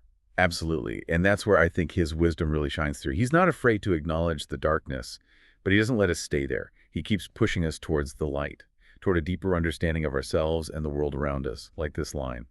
To be human is complicated, but to become a man surpasses all boundaries. I love that line. It's like he's saying, yeah, it's tough out there. Life's going to throw you curveballs, but you have the potential for greatness. If you're willing to put in the work to push beyond those self-imposed limitations. Yes. And that work, that striving, it's an ongoing process. You know, it's not about reaching some final destination, but about the journey itself. And that journey, that evolution of the self, it often involves confronting those uncomfortable truths about who we are, who we want to be, and how we choose to navigate the space between those 2 points. So as we move from Bustamante's concepts back into his poetry, I'm curious what resonates most with you in these wisdoms from his Ignorante? What really stuck with you? You know, it's funny, that push and pull you just described, between who we are and who we dream of becoming, it's almost perfectly echoed in this next poem we're about to unpack. Oh, you're talking about Tan Solo Vantitos, right? Only 22. Yeah, and this one's got that restless energy to it, that feeling of time just slipping through your fingers. And it's more than just time passing, though. It's the anxiety that comes with it. It's like every second that ticks by is a missed opportunity for something. It's like he's racing against a clock that nobody else can hear. There's this one line, and I'm paraphrasing from the Spanish here, but he says something like, no more time to get lost in poetry, to enjoy smiles with comedy. Even the simple joys, they feel out of reach. Exactly. It's Yeah. like he's caught in this struggle between wanting to savor the present moment, but also feeling this overwhelming pressure to achieve, to experience everything before it's too late. It's something I think a lot of us can relate to, especially in our younger years. Yeah, totally. And he's beating himself up over it, too. Like, he's failing some invisible test. He says, and I'm paraphrasing again, the struggle becomes a quarrel, trying to give her 100 peaceful dreams. It almost sounds like there's this weight of expectation, maybe from a lover or a muse, but also from himself. That's such a great observation, because it points to that fear of inadequacy that Bustamante captures so well. It's not just the external pressures, from society or loved ones, but also the pressure we put on ourselves to measure up to our own internal expectations. Which, let's be honest, can be the heaviest burden of all. You're constantly comparing yourself to some idealized version of who you think you should be. No wonder that 22-year-old speaker is feeling the pressure. But you also said something interesting earlier. You said this poem really resonated with you because of the gap between who we are now and who we dream of becoming. Can you unpack that a little more? Absolutely. You see, at its core, I think Only 22 is a poem about yearning. The speaker is yearning for a future that hasn't happened yet, while simultaneously lamenting the present moment slipping away. And that tension, that constant yearning for something more, something different, that's precisely what drives our desire for personal growth. I like that. We wouldn't strive to become better versions of ourselves if we weren't always reaching for that elusive horizon of becoming. Whoa. That's a really profound way of looking at it. So even though the poem itself is filled with all this anxious energy, it's also hinting at a kind of hopeful restlessness. Like that yearning itself can be a catalyst for growth. Exactly. It's like Bustamante is saying, hey, it's okay to feel lost, to feel that pressure. In fact, those feelings are a sign that you're alive, that you're still striving. Yeah. And within that struggle, that's where we find the fuel to push forward, to keep evolving. That's such an empowering takeaway. It's almost like he's giving us permission to embrace those messy, uncertain parts of ourselves, because they're ultimately what make us human. He is. And that brings us back to what makes Bustamante's work so compelling, right? He doesn't shy away from the big questions, the messy contradictions, the inherent beauty and pain of just existing in the world. And in doing so, he helps us find a little more meaning, a little more understanding within our own experiences. Man, I love how, even though we're talking about the wisdom of an ignorante, there's this sense that Bustamante actually has a really deep understanding of what it means to be human. Oh, absolutely. He might call himself an ignorante, but he's clearly a keen observer of the human condition. For sure. And his use of language, the imagery and the metaphors, whether it's a painting encased in crystal or that feeling of time slipping away, his words just create such a visceral experience for the reader. He really does. There's a musicality to his language, a rhythm and a cadence that draws you in and just stays with you long after you've finished reading.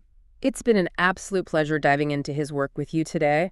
And to everyone listening, thanks for joining us on this deep dive. If you're feeling as captivated by Bustamante as we are, we can't recommend enough that you check out his work. Trust us, it's a journey worth taking. Until next time, keep exploring, keep questioning, and keep diving deep into the things that make you think, make you feel, and make you wonder. Okay, so buckle up, because this deep dive is going to be a wild ride. We're going deep into hechas, no palabras, facts, not words. And let me tell you, this short story is going to leave you thinking about it for days. It's definitely a story that gets under your skin. Big time. And it all revolves around this 9-year-old kid, Felipe. Just picture this. A kid with an imagination so vivid, he makes up stories about monsters attending his math class. That's our guy. But there's a dark side to this childhood imagination, isn't there? Oh, yeah. This isn't just about a kid who likes to bend the truth. It's about the clash between Felipe's world, this vibrant, fantastical world he's created, and the harsh reality his parents are trying to impose on him. Sergio Bustamante, the author, uses this conflict to explore some really uncomfortable truths about parenting, about discipline, about the very nature of truth itself. And he does it with such a raw, unflinching style. I mean, right off the bat, you're confronted with Felipe's parents. And let's just say their methods for dealing with his creativity are pretty intense. They're definitely not winning any Parents of the Year awards. No, not at all. They're firm believers in facts over words. And their go-to solution seems to be, physical discipline. The irony is they're so focused on making Felipe face the facts, they miss the fact that their methods are actually pushing him further away. It's like they're trying to hammer the truth into him, but all that does is create more fear, more resentment, more Well, more lies. And here's the thing. Every Friday, it's the same routine. Parents go out. Felipe is stuck with a babysitter who'd rather watch telenovelas than, actually interact with him. Now, let's not forget the cousin Tommy. Ah, yes, Tommy, the golden child, the constant reminder of everything Felipe isn't. Exactly. It's that constant comparison, that feeling of never measuring up, that really fuels Felipe's resentment. He's stuck in this pressure cooker environment, constantly being told to be more like Tommy, to be more truthful, to be, well, someone he's not. It's no wonder he feels trapped. He even compares his situation to being colonized, which I thought was such a powerful image. This isn't just about a kid being annoyed at having to babysit. This is about feeling powerless, like his own home has become a battleground. That comparison to colonization really struck me too. It speaks volumes about the depth of his resentment, the feeling of being controlled, of having his autonomy stripped away. And it's in this environment, this tinderbox of emotions, that Bustamante sets the stage for. Well, for everything that's to come. And this is where Bustamante throws this curveball. Instead of finding the usual Friday night mayhem, Felipe's parents walk into, well, it's almost eerie. He's way too calm, too eager to tell them something. Yeah, it's like he's about to let them in on a secret, but not just any secret, a really big one. Bustamante really knows how to build suspense, doesn't he? He doesn't rush it, just lets that tension simmer. Exactly. And think about the parents for a second. They're coming home from a night out. They're tired, probably still caught up in their own conversations, their own world. It'd be so easy to miss those subtle cues that something's off with Felipe. Totally. Yeah. But he's persistent, isn't he? Like he can barely contain whatever he's got bottled up, even pulls his dad down the hallway. Oh, that hallway scene. That's where it really starts to get under your skin. That feeling of being closed in, the walls practically pressing down on you as you walk toward. Yeah. You know something's coming, but you have no idea what. It's brilliant how Bustamante uses the setting to amplify that sense of dread. You're right there with them every step of the way, and then bam, he just hits you with it. And the way he says it, just chills, man. No drama, no tears, just, I killed Tommy. Whoa. I mean, talk about a mic drop moment, right? Totally. And his reasoning. You always told me that words mean nothing, that you need facts. Well, here are your facts. It's like a punch to the gut. The really disturbing part is that he believes it, right? Like he's actually proud of himself for giving them what they wanted. It's tragic, really. He's taken their words, their actions to heart, but in the most twisted way imaginable. Proof, to him, has become something dark, something horrifying. And we're left wondering, did it actually happen? Did Felipe really do what he said he did? That's the genius of this story. Bustamante doesn't give us the answer. Leaves us hanging with that question, that doubt. Talk about an ending that stays with you. It's like he's challenging us, right? Daring us to say, oh, Felipe, you and your stories. But the way he says it, the conviction in his voice, you can't help but wonder, what if this time it's not a story? And that's what makes this ending so incredibly powerful and disturbing. It forces us to confront the possibility that sometimes the things that scare us the most, the things we try so hard to protect our children from, sometimes those monsters are closer than we think. It's like Bustamante is holding up a mirror, right? Making us question our own definitions of truth and the impact our words and actions can have, especially on young minds. Exactly.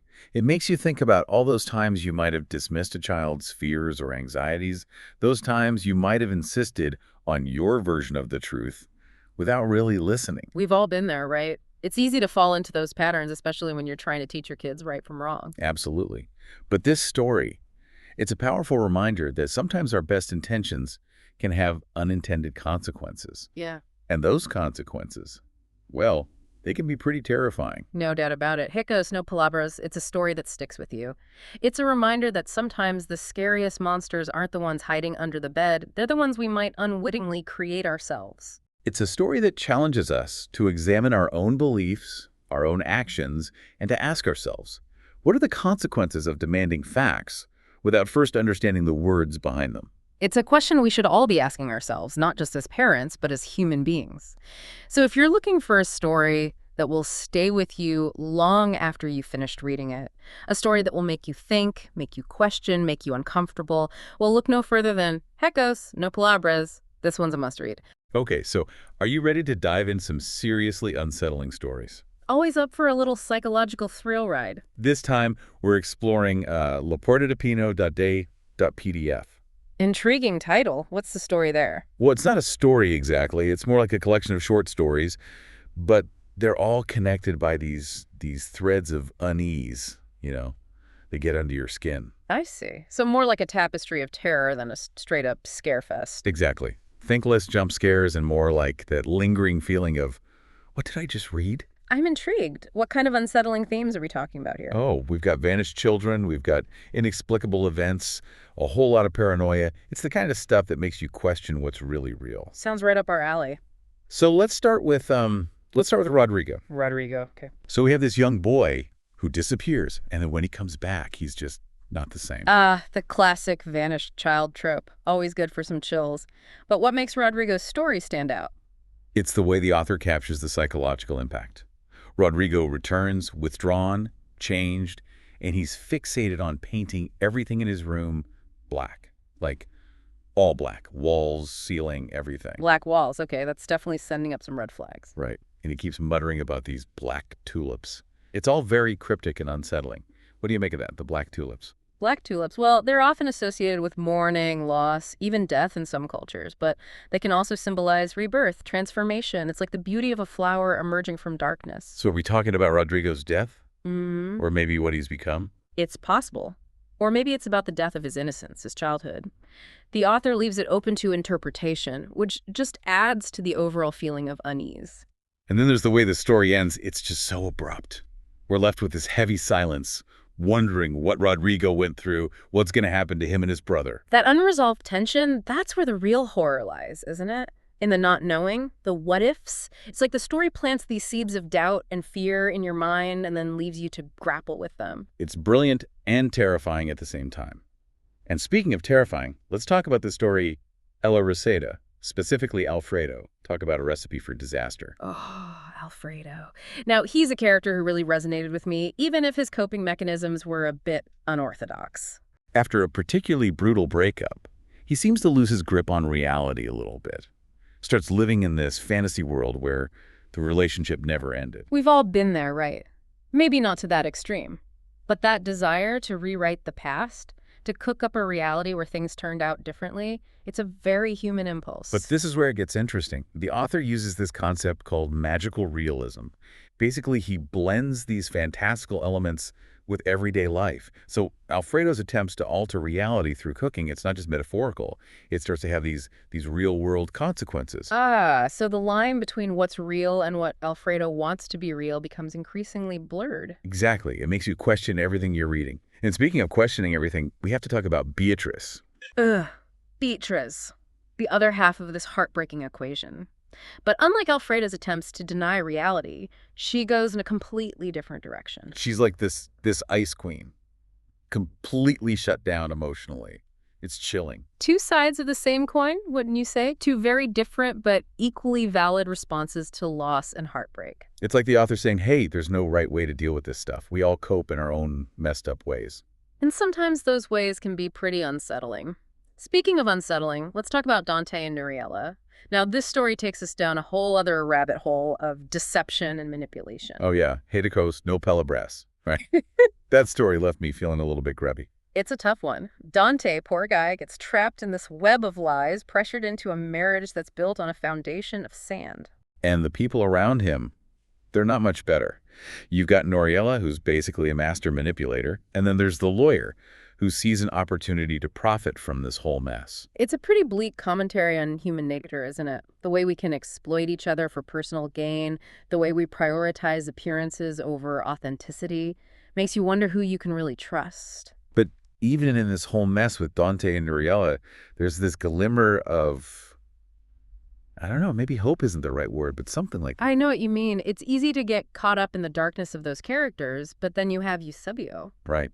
Dante takes in this kid off the streets, Eusebio, and despite everything Dante's been through, he still opens up his heart. It's a fascinating dynamic. You have Dante, who's been so thoroughly deceived, yet he still sees the good in Eusebio, this kid who's probably seen more darkness than anyone should at that age. And Eusebio, he's got this tough exterior, but you can tell there's this deep well of loyalty in him. He's fiercely protective of Dante. It makes you wonder about that whole nature versus nurture debate, doesn't it? Are we inherently good or bad, or is it our experiences that shape us, make us who we are? These stories definitely don't give you an easy answer. Okay, so moving on, let's talk about Felipe in, what was it? Hichas no palabras. That's the one. Felipe, the ultimate storyteller. A bit of a problem for his parents, though, since they could never tell what was true and what was, let's say, embellished. He was a kid with a wild imagination. And I love how the story plays with this idea of, like, the clash between a child's creativity and the adult world's need for, facts and proof. Right. It's like Felipe's parents represent those of us who've lost touch with that childlike sense of wonder, that ability to see the magic in everyday life. Totally. But there's this one part that really resonated with me, where Felipe's parents, they tell him words are meaningless without actions. Like, put up or shut up, basically. And that's a universal truth, isn't it? It's not enough to just talk the talk. We have to walk the walk, too. Our actions speak louder than words. Absolutely. Okay, brace yourself, because this next story, Sybil, it's a tough one. Ah, yes. Sybil's story. A haunting exploration of grief, loss, and the fragility of the human psyche. It's like watching this slow-motion train wreck. You know it's going to be bad, but you can't look away. We see Sybil retreating further and further into herself, consumed by the loss of her son. The author doesn't sugarcoat it. He lays bare the raw, visceral nature of grief, the way it can twist and distort our perceptions, leaving us feeling utterly unmoored. And that feeling of isolation, of being trapped inside her own mind, it's palpable. It's a stark reminder that we need to talk about mental health to support those who are struggling with loss and trauma. These are not battles fought alone. Well said. Okay, let's shift gears a bit. We've talked about some pretty heavy stuff, but there's also this recurring theme of journeys in these stories, both literal and metaphorical. Right. Each journey a unique exploration of self-discovery, transformation, and the power of perspective. Like Petrovich in Viajes Eternos, The Armchair Traveler. He explores the world without ever leaving his, well, armchair. A testament to the boundless capacity of the human imagination. Who needs a plane ticket when you have imagination? Exactly. And then you have Ayari in El Final del Calendario, whose journey is a bit more, shall we say, intense. Her near-death experience becomes this catalyst for profound change. It's like she's seeing the world with new eyes, questioning everything she thought she knew. Talk about a wake-up call. Yeah. But there's also this element of, like, the supernatural, right? The visions, the messages she receives, it's all very cryptic and unsettling. It really makes you question what happens after we die, doesn't it? Are there forces beyond our understanding at play? Or is it all just a product of our own minds? The author definitely leaves that open to interpretation.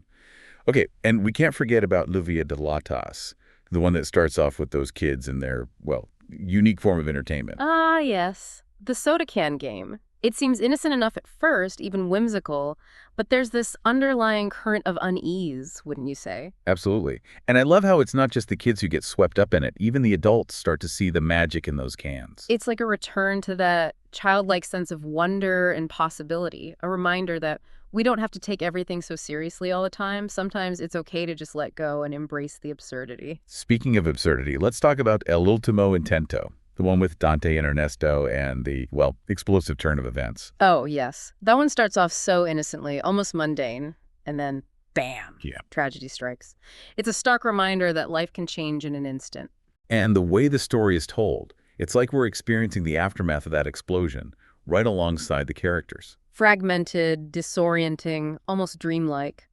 It's a brilliant reflection of how trauma can impact memory, how it can shatter our sense of reality. And that dark humor that seeps in, it's almost like a defense mechanism, a way for the characters and maybe even the reader to cope with the sheer horror of what's happened. Exactly. It's a reminder that even in the darkest of times, humor, even if it's dark, can be a lifeline. It's a very human response to tragedy, isn't it? Okay, let's talk about El Porta de Pino, because that one really got under my skin. The image of those brothers trapped in that room with the giant pine door, it's both claustrophobic and deeply symbolic. Right. The door represents both escape and confinement, hope and despair.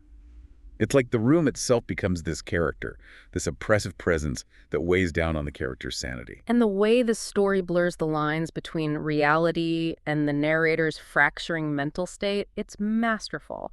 We're never quite sure what's real and what's a product of his imagination. It's like being trapped in a nightmare. And it makes you think, Are we all just prisoners of our own minds? Are we the ones who build those walls, who lock those doors out of fear, out of habit, out of a misguided sense of self-preservation? That's a question that resonates throughout many of these stories, isn't it? The idea that sometimes we are our own worst enemies, the architects of our own prisons. It's a chilling thought, isn't it? That we might be our own jailers. And the key to freedom, well, it's often within reach, but we're Yeah. too afraid to use it. We talked about this earlier, but it feels important to circle back to this whole idea of reality versus illusion.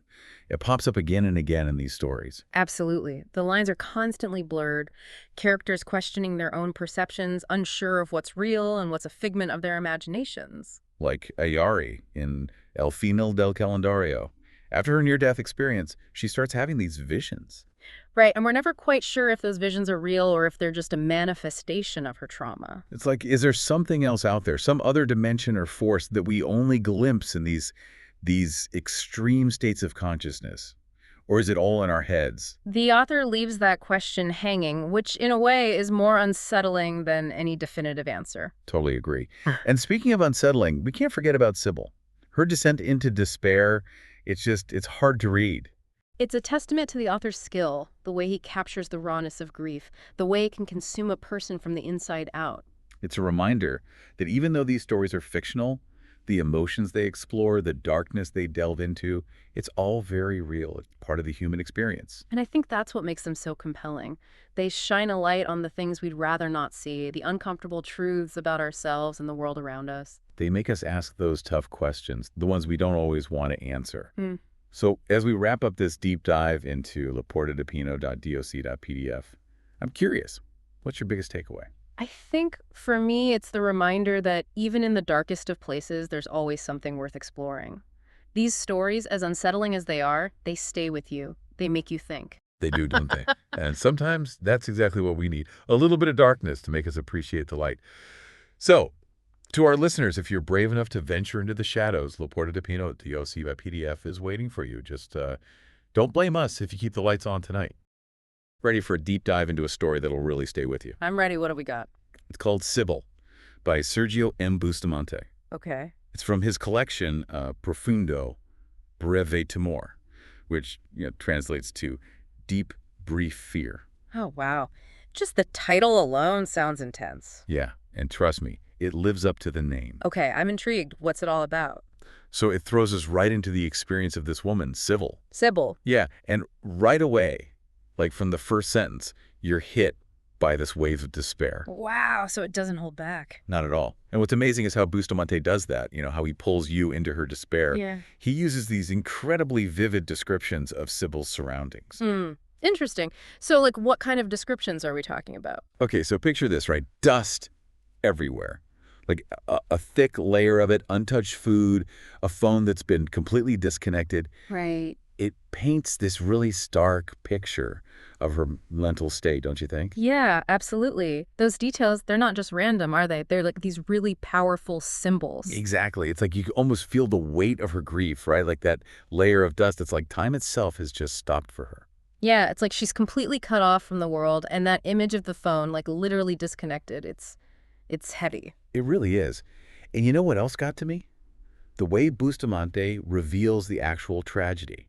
Oh, how so? He doesn't just come right out and tell you what happened. Uh-huh. You kind of have to piece it together bit by bit through these fragmented memories that Sybil's having. Oh, I see, like little flashes of the past. Yeah, exactly. And I think that's what makes it so powerful. You're right there with her, trying to make sense of it all. It's like you're experiencing the trauma alongside her, that disorientation, that confusion. Exactly. And just when you think you're starting to get a handle on things, bam, that moment hits you. The moment you realize exactly what happened in her home, and it's devastating. It sounds like he really knows how to build tension and then deliver that emotional punch. Oh, he does.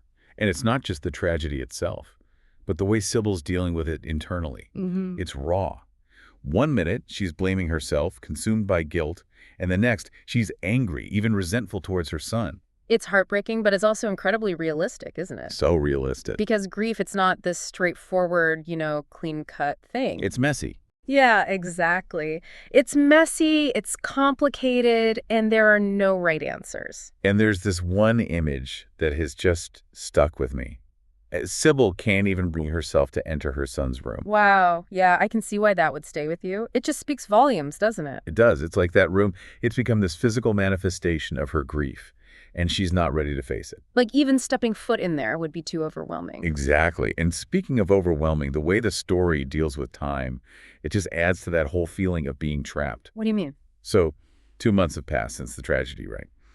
But for Sybil, it feels like an eternity. Like time has just lost all meaning. Yeah, that distortion of time, it's such a common experience for people who are grieving. Like the world keeps moving, but for them, everything's just stopped. Exactly. Yeah. And then there's this small detail, but it's so powerful, she can't even remember the color of the sky. Oh, wow. I know.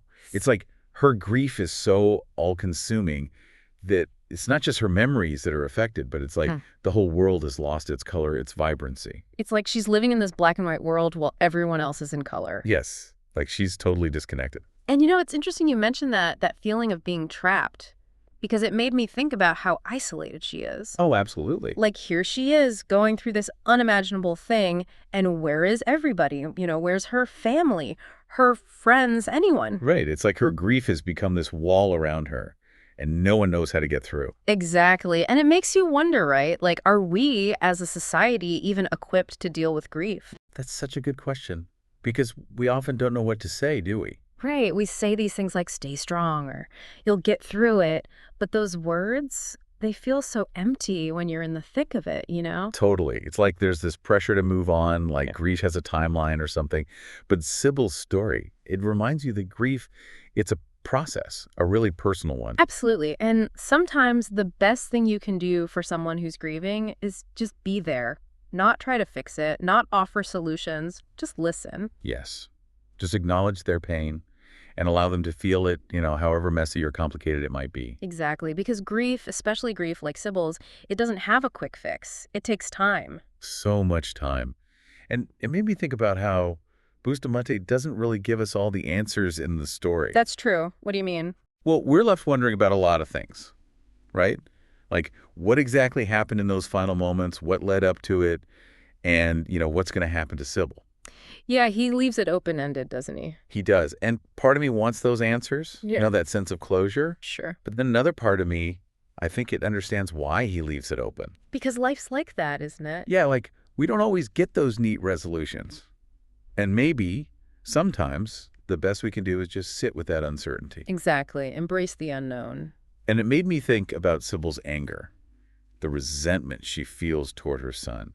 I mean, how powerful is that to show that side of grief? Right. Because we don't talk about that enough, do we? No. We expect grief to look a certain way, sadness, tears. But Sybil, she's angry.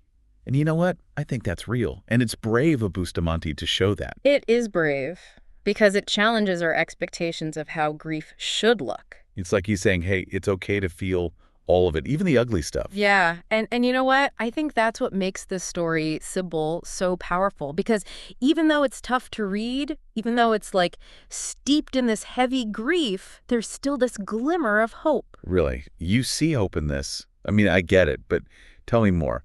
What makes you say that? Well, it's subtle, but it's there. Like, towards the end, Sybil, she has this realization. She's like, someone's going to find me. The police.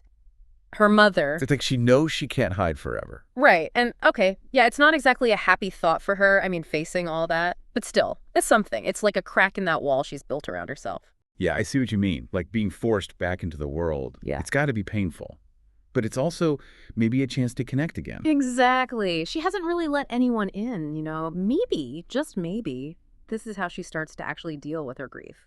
Not alone, but with other people. Man, that's such a good point. So yeah, I mean, it's not a happy ending. Not exactly. But it's not entirely hopeless either. Right. Bustamante leaves it open. It's like he's inviting us to imagine what happens to Sybil. To think about how she moves forward. Or, if she can. And maybe that's the point, right? Like life after loss, it's not always about these big dramatic moments of healing. Sometimes it's just about taking that next step, however small it might seem. Exactly. Just putting one foot in front of the other. Wow. So Sybil, it's a story that really makes you think about grief, doesn't it? It really does. It's like, yeah, it's sad. But it's also about strength, about how resilient people can be, even when they don't feel like it. It's such a powerful reminder. Like even when we're surrounded by darkness, There's always that potential for light, Absolutely. And that even though grief, it can be this incredibly isolating experience, we don't have to go through it alone. That is a powerful message to end on. Well, there you have it. Another deep dive, another chance to explore the power of words and stories. It's been a really thought-provoking conversation. It has. And if you're looking for a story that will stay with you long after you've finished it, I highly recommend checking out Sybil by Sergio M. Bustamante. I second that. It's not a light read, but it's an important one. Until next time, keep exploring those depths. And remember, even in the darkest of stories, there's always something to learn, something to feel, and maybe, just maybe, something to inspire us to find our own way back to the light. Ready for a story that'll send shivers down your spine? Oh, I love a good shiver. What have we got? We're diving into the tale of Stanislaw Petrovich, a man who thought he could cheat death. Ambition and the occult. Always a volatile mix. And in this case, it leads to some truly terrifying results. Based on this fictional story, El Milagro de Stanislaw. Right. El Milagro de Stanislaw. It really gets under your skin, Yeah. The author taps into that primal fear of the unknown, tampering with forces humanity wasn't meant to understand. So picture this. 1994, Saltillo, Mexico. Our man Stanislaw buys a plot of land. Seems simple enough, right? But there's always a twist. Exactly. Locals want nothing to do with this land. They say it's an ancient burial ground shrouded in bad energy. And that, of course, is exactly what draws Stanislaw in. The story paints him as a recluse, an eccentric, someone who prefers ancient texts and rituals to, well, people. He traveled all over, to Africa, India, immersing himself in all this forbidden knowledge about the occult. He wasn't just reading about it, though. Stanislaw was obsessed with the idea of zombies. Zombies, like the flesh-eating kind. Not quite. He wanted a workforce he could control, brought back from the dead using those rituals he'd learned. This land he bought, devoid of elaborate burial rites, that wasn't just convenient, it was strategic. Because of the ghouls. You know your folklore. Most people would be put off by those stories. Ghouls drawn to the carelessly buried, feasting on? Well, you get the picture. But Stanislaw saw it as an opportunity. Simpler burials, less appealing to those creatures. He was trying to outsmart the supernatural. A recipe for disaster. Almost like he thought he could apply logic to the supernatural world. And here's where it gets really interesting. Because, against all odds, it seems to work. The land, totally barren for as long as anyone could remember, it just transforms. We're talking bountiful harvests, spices, cotton thriving where nothing else would grow. It's called El Milagro de Stanislaw. For a reason, Stanislaw's miracle. It's clever how the author uses real-world events, too. Like at the time, there was that missing persons crisis happening in Monterey. Right. Added to that whole feeling of unease. Exactly. It blurred the lines between what was real and what was part of the story. Suddenly, the danger surrounding Stanislaw and his farm felt very, very real. People start talking, naturally. Whispers of shadowy figures working in the fields at night. But anyone who gets too close, well, they tend to disappear. And Stanislaw's not exactly offering explanations or sharing the wealth. Nope, he isolates himself even further, which, as you can imagine, doesn't sit well with everyone, especially not the local farmers who are struggling to get by. They saw his success as an insult, a sign of their own misfortune. Fueling that resentment. Exactly. You've got this potent mix of envy, desperation, and thirst for some kind of justice. And it's a recipe for some very bad decisions, like their plan to burn Stanislaw's fields to the ground. They thought fire could solve everything. But they didn't realize they were dealing with forces way beyond their understanding. Picture this. These farmers, torches in hand, anger in their hearts, they're sneaking onto Stanislaw's land under a moonless sky. Driven by desperation, blinded by their rage. You can practically feel the heat from those torches. The flames reflecting in their eyes, every crackle and pop urging them forward. And the smell of smoke. Don't forget the smell of smoke. Right. They douse the fields, flames reaching for the sky. They think they've won. But that's when the earth itself seems to stir. The firelight, it dances on these figures, these grotesque shapes rising from the ground. This is where the story takes a turn. Turns from a simple revenge story into something far more sinister. Those figures. They aren't just protectors, they are something else entirely, something vengeful. The author doesn't hold back on the horror. He describes the fate of those farmers, those who came seeking destruction, focusing on the sole survivor, Enrique. Enrique, right? The things he must have seen. He barely escaped with his life. His testimony, if you can even call it that. Well, it paints a terrifying picture. Imagine being Enrique for a moment. Okay, I'm imagining it. The flames, the smoke stinging your eyes, Yeah. the heat, and then things, these beings emerging from the earth. Some, he said, were dragged into the inferno, their screams swallowed by the fire. Oh, God. And the others, What about the others? subdued, brutally, and buried alive in the very earth they tried to claim. It's like something out of a nightmare. But the way the author describes it, so vivid. He doesn't go into too much detail about what the creatures look like, though. Right. It's what he doesn't say. Exactly. It makes it so much more effective. Our imaginations, they're far more terrifying than anything he could have written. These aren't mindless, decaying zombie. There's something ancient. And Enrique, as he's running, fleeing for his life, he could have sworn he saw some of the same farmers among those creatures. The farmers who had just attacked the farm? The very same. Now toiling tirelessly in the fields, their eyes vacant, lifeless, just reflecting the moonlight. A chilling reminder that we're not always in control, that there are consequences to our actions, even if we don't understand the rules. Stanislaw might have thought his logic was sound, that his control was absolute. But he underestimated the forces at play. He failed to anticipate the wrath of something fueled by the pain and the fury of those he'd exploited. That's where the taxum comes in. The taxum. I've heard of ghouls, but... The taxum is different. A vengeful spirit, rooted in folklore. Think Eastern Europe, but there are echoes of it in cultures all over the world. It's the embodiment of retribution, drawn to those who've wronged others. So it wasn't enough for Stanislaw to just contort the laws of life and death. He had to do it in a way that brought this taxum down on himself. His arrogance was his downfall. And his downfall was just beginning. You see that miracle, that thriving farm, it starts to decay. The smell of rot, it just seeps into everything. The crops wither and die, poisoned from the inside out. And it's all because of the taxum, who, we soon learned, is none other than the spirit of the leader of those farmers, seeking revenge for what was done to him and his men. Can you imagine the terror? As his world, his carefully constructed world, just falls apart around him. It's the psychological horror that really gets me. That slow, creeping realization that he's lost control. The stench of rot.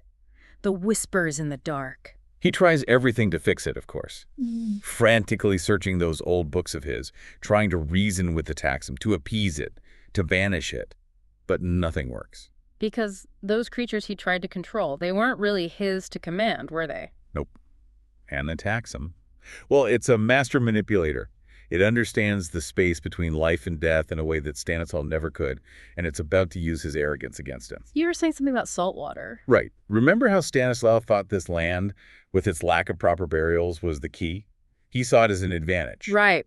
Protection from the ghouls. But the taxum, it uses that. It starts subtly, almost imperceptibly, manipulating the farm's irrigation. Instead of fresh water. Salt water, flooding the fields. Now, why salt water? What's so special about that? See, more folklore. In many cultures, salt water, it disrupts the connection between body and soul, the undead. They become inert, powerless. So the very thing he thought made him safe? Becomes his undoing. Stanislaw, trapped, abandoned by his creations, hunted by a vengeful spirit, the very forces he thought he could control, they turn on him. And the way the author describes Stanislaw's end, well, it's brutal. They bury him alive, don't they? In the very land he tried to exploit. It's a pretty stark reminder. Some lines, they aren't meant to be crossed. Yeah. And some debts, they can only be repaid to the earth itself. But the story doesn't end there. The author leaves us with this chilling final image. Stanislaw, entombed in the darkness, all his senses heightened, and all he can hear is the sound of the ghouls, drawn to the scent of his despair closing in. Ah, that's awful, but brilliantly written. It makes you think about ambition, about greed, about what we unleash when we try to play God. It's a story that stays with you. A reminder that the pursuit of power, well, it can sometimes lead to a prison far more terrifying than we could ever imagine. So what you're saying is, maybe stick to gardening. Right. Leave the zombie workforce to someone else. Definitely stick to gardening. And listeners, the next time you find yourself tempted by a shortcut, by the allure of the unknown, remember Stanislaw. Sometimes the greatest danger isn't the darkness itself, it's what we unleash when we try to control it. Until next time, stay curious but tread carefully. Ever get that feeling? Like you're living inside a memory? That's kind of the vibe I get from Bustamante's Lapida de Cristal, at least at the start. Yeah, I see that. It's like he drops us right into the shoes of this grieving lover standing before the portrait of the woman he's lost. And he doesn't just call it a portrait, right? It's a crystal tombstone. It's such a powerful image. Mm. Beautiful, but cold. Untouchable. Frozen in time, yeah. You get the sense he's drawn to its beauty, finds solace in her image, but there's this distance too, you know? Totally. It's like he's on the outside looking in, trapped on the wrong side of a past he can't get back. And that sense of isolation, it's everywhere in his language. Like Yeah. when he talks about losing himself in her colors and her ataviada realidad, her adorned reality. I was like, even in his memories, she's the vibrant one. The one who wore life like some kind of dazzling garment. Exactly.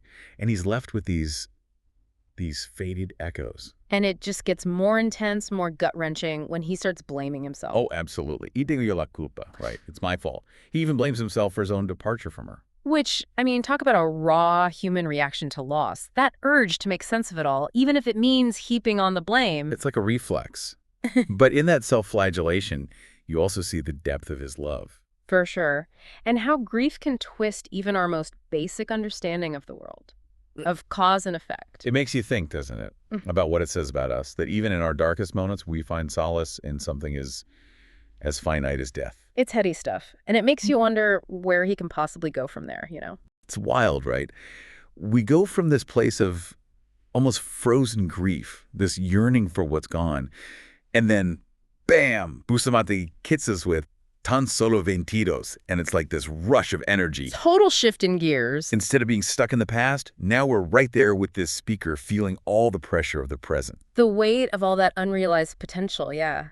And that phrase, that tienes tan solo 22, you are only 22, it's like It's everywhere, right? driving him forward, but also this constant reminder, tick-tock, tick-tock. Like you can almost hear everyone in his ear, you know? Yeah. Parents, society, that little voice inside telling you you're running out of time. Oh, totally. It's that whole make or break thing they lay on you in your 20s. Which, okay, there's excitement in that too, right? Yeah. Knowing you have your whole life ahead of you.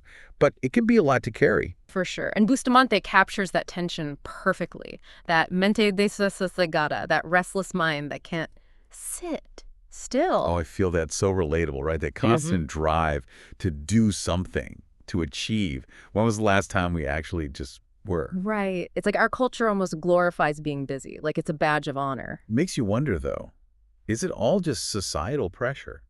Or is there something deeper going on there, like a fear of, I don't know, maybe a fear of wasting time, a fear of death even? It's got to be both, don't you think? Like on the surface, yeah, there's the whole keeping up with the Joneses thing, got to hit those milestones, climb that ladder. But Bustamante, he's also grappling with something more existential, that fear of getting to the end and realizing you haven't really lived. And how do we deal with that? Because he seems to find some kind of peace towards the end, doesn't he? He does. There's a real shift. At first, he's fighting it, that forward march of time. But then, remember those lines? Sin embargo, el tiempo avanza y aun cuando dicen tienes tan solo 22, abre los ojos, ¿acaso no lo ves? Sabe que llegará el momento en que alguien diga, tómalo con calma, tienes tan solo 23. It's like he finally accepts it, right? That no matter how much we fret, time keeps rolling. It's inevitable. And maybe Yeah. another year isn't the be-all and end-all of existence after all. Which brings us to, honestly, one of the coolest parts of Bustamante's work, in my opinion, his prose. Because it's in these essays, these little philosophical nuggets, that you really get a sense of his own journey, his grappling with these big questions of life and death and what it means to be human. It's true, yeah. Reading his prose, it does feel different, more personal somehow. Like he's letting you in a little, you know, Yeah. after all those poems about love and loss. And, well, he's been through some stuff, that's for sure. But he doesn't shy away from the tough questions either. Like that whole human versus hombre thing he keeps coming back to. Oh, right. What do you call it? Human versus man. Yeah. At first, I thought he was just using them interchangeably. But then I realized he's getting at something deeper there. Like being human, that's just the starting point. Yeah. It's like we're born with the capacity for all this stuff, right? Emotion, reason, connection. But actually becoming a true man, a true woman, now that's the work. And he doesn't exactly give you a step-by-step guide, does he? No, but that's what I kind of love about it. He's not preaching, you know? He's just putting these ideas out there, these challenges. Like, what does it even mean to live a good life? What values are we building our lives on? Tough stuff. And speaking of tough stuff, did you catch that line about the dagger? Oh, man. Brutal. Nothing straightens the spine better than a dagger wound in the back. Talk about a punch to the gut. Yeah. I don't know. I think there's also a kind of a weird wisdom to it, too. Like, sometimes those really painful moments, those betrayals, they're the things that force us to grow the most. To really figure out who we are and what we stand for. Exactly. And for Bustamante, that's part of what it means to be truly human, I think. Not just experiencing the good stuff, but also the hard stuff. And finding a way to, I don't know, not just survive it, but actually learn from it. To come out stronger on the other side? Stronger, yeah. More compassionate, more self-aware. I think that's something we could all use a little more of these days, right? For sure. So as we wrap up this deep dive, I keep coming back to that image of the crystal tombstone. A little bit of beauty, a little bit of pain, all frozen in time. Yeah. What about you? What's sticking with you? I think, that challenge he keeps putting out there, to become more than just human, to become a true man or woman, whatever that looks like for you, to live a life of purpose, a life that really means something. And, maybe that journey, that struggle, maybe that's what makes it all worthwhile. Yeah, maybe it is. All right, let's jump right in. Today we are looking at the beginning of Axiom. The opening scene. Yeah, you always hear how important the first and last page of a script are. Absolutely. The writer has to hook the reader right away. For sure. So let's see what we've got here. The scene opens on this big, kind of gothic room. Gothic? Yeah, like all dark shadows, flickering candles.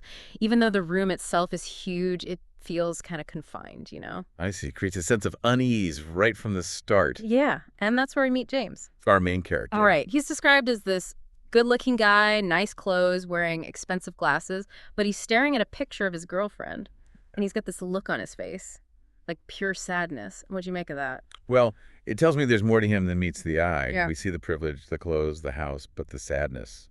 That's real. That's vulnerability. Interesting, because then we meet Ramiro. Talk about a contrast. Right. Ramiro's paralyzed, injured, stuck in this trashed room that feels more like a hospital room than anything else. And the way the scene describes the sounds he makes, the thrashing, the labored breathing, it's intense. It is. It puts us right there in that uncomfortable space. Yeah. Makes you wonder about his history with James, too. For sure. Especially when Ramiro tries to load a gun. And James doesn't even flinch. Exactly. Most people would be terrified. But James just stays calm, collected. That tells me he's been around guns before. This isn't some rich kid who's in over his head. There's a past there. A story we haven't uncovered yet. It's like the writer is dropping a clue, like, pay attention, this is important. Right. And then Ramiro says, and I'm paraphrasing here, but he says something like, someday you won't even be able to enjoy an ice cream cone without your teeth hurting. Yeah. What was that about? That line was so chilling, so specific. It felt like more than just despair. It was a statement about the erosion of hope. Yeah. Like even the simplest pleasures can become unbearable. And he's directing it at James, this guy who seemingly has it all. Wow. And speaking of things becoming unbearable, we get that sudden gunshot. And the flashback. Yeah. Out of nowhere, we're thrown into this flashback of James's father in a hospital room. It's quick, jarring, almost like a punch to the gut. It's the pacing. The writer deliberately uses that gunshot to shock us, to mirror the chaos that's about to unfold. Okay. In the flashback, that's a clear sign that something significant happened to James, something connected to this hospital setting, this sense of urgency, of loss. And just like that, we're back in the room with Ramiro. Trying to kill himself. It's brutal. And James, he just freezes for a second. It's like he's caught in the headlights, right? Seeing his own past reflected back at him. And then he lunges for the gun. Which is such a human reaction, isn't it? Totally. Even though, logically, stepping back from the situation, it's probably the worst thing he could do. But that's what makes it so compelling. The writer understands that in moments of crisis, we don't always act rationally. And that's where the real drama unfolds. It's like watching a car crash in slow motion. You know it's going to be bad, but you can't tear your eyes away. Exactly. And the way the scene is written, with those short, sharp sentences, it's like we're right there with James, feeling the panic, the desperation. You can almost hear those accidental shots, feel the impact. It's visceral, raw, and it raises so many questions about responsibility, about the burden of choice. Yeah. Like, was it even possible for James to save Ramiro at that point? Or was he destined to repeat the cycle of violence that we saw hinted at in that flashback? It's heavy stuff. And just when you think it can't get any more intense, James's father walks in. And the air just shifts, doesn't it? Completely. 1 minute it's chaos, the next it's all about control. No one needs to know, he says. Like, it's that simple. That line sent chills down my spine. Because it speaks to a level of power and influence that's truly unsettling. It's like they exist in a different world where the rules don't apply. A world of their own making. Exactly. And it makes you wonder what else they're capable of, doesn't it? Oh, absolutely. It's like that saying, the cover-up is always worse than the crime. And it circles back to that idea of a legacy, right? Yeah. We saw that glimpse of James's father in the hospital, and now we see him here orchestrating a cover-up. What's he passing down to his son? What kind of axiom is he perpetuating? That's the question that's haunting me. And you know what else adds to the intrigue? We never actually find out who James and his father were visiting in the hospital.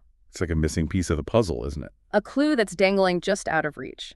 Like, the writer wants us to play detective, to put the pieces together ourselves. And that's what makes this opening scene so brilliant.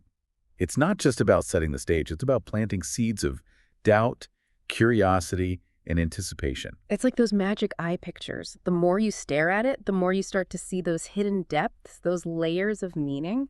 Yeah, and don't forget that picture of James's girlfriend. Right there in the first scene. Like a ghost watching everything. The writer put it there for a reason. Yeah. It's Chekhov's gun, you know. You keep saying that. For our listeners who might not be as familiar with the term, what does it mean? What's Chekhov's gun? It's a screenwriting principle.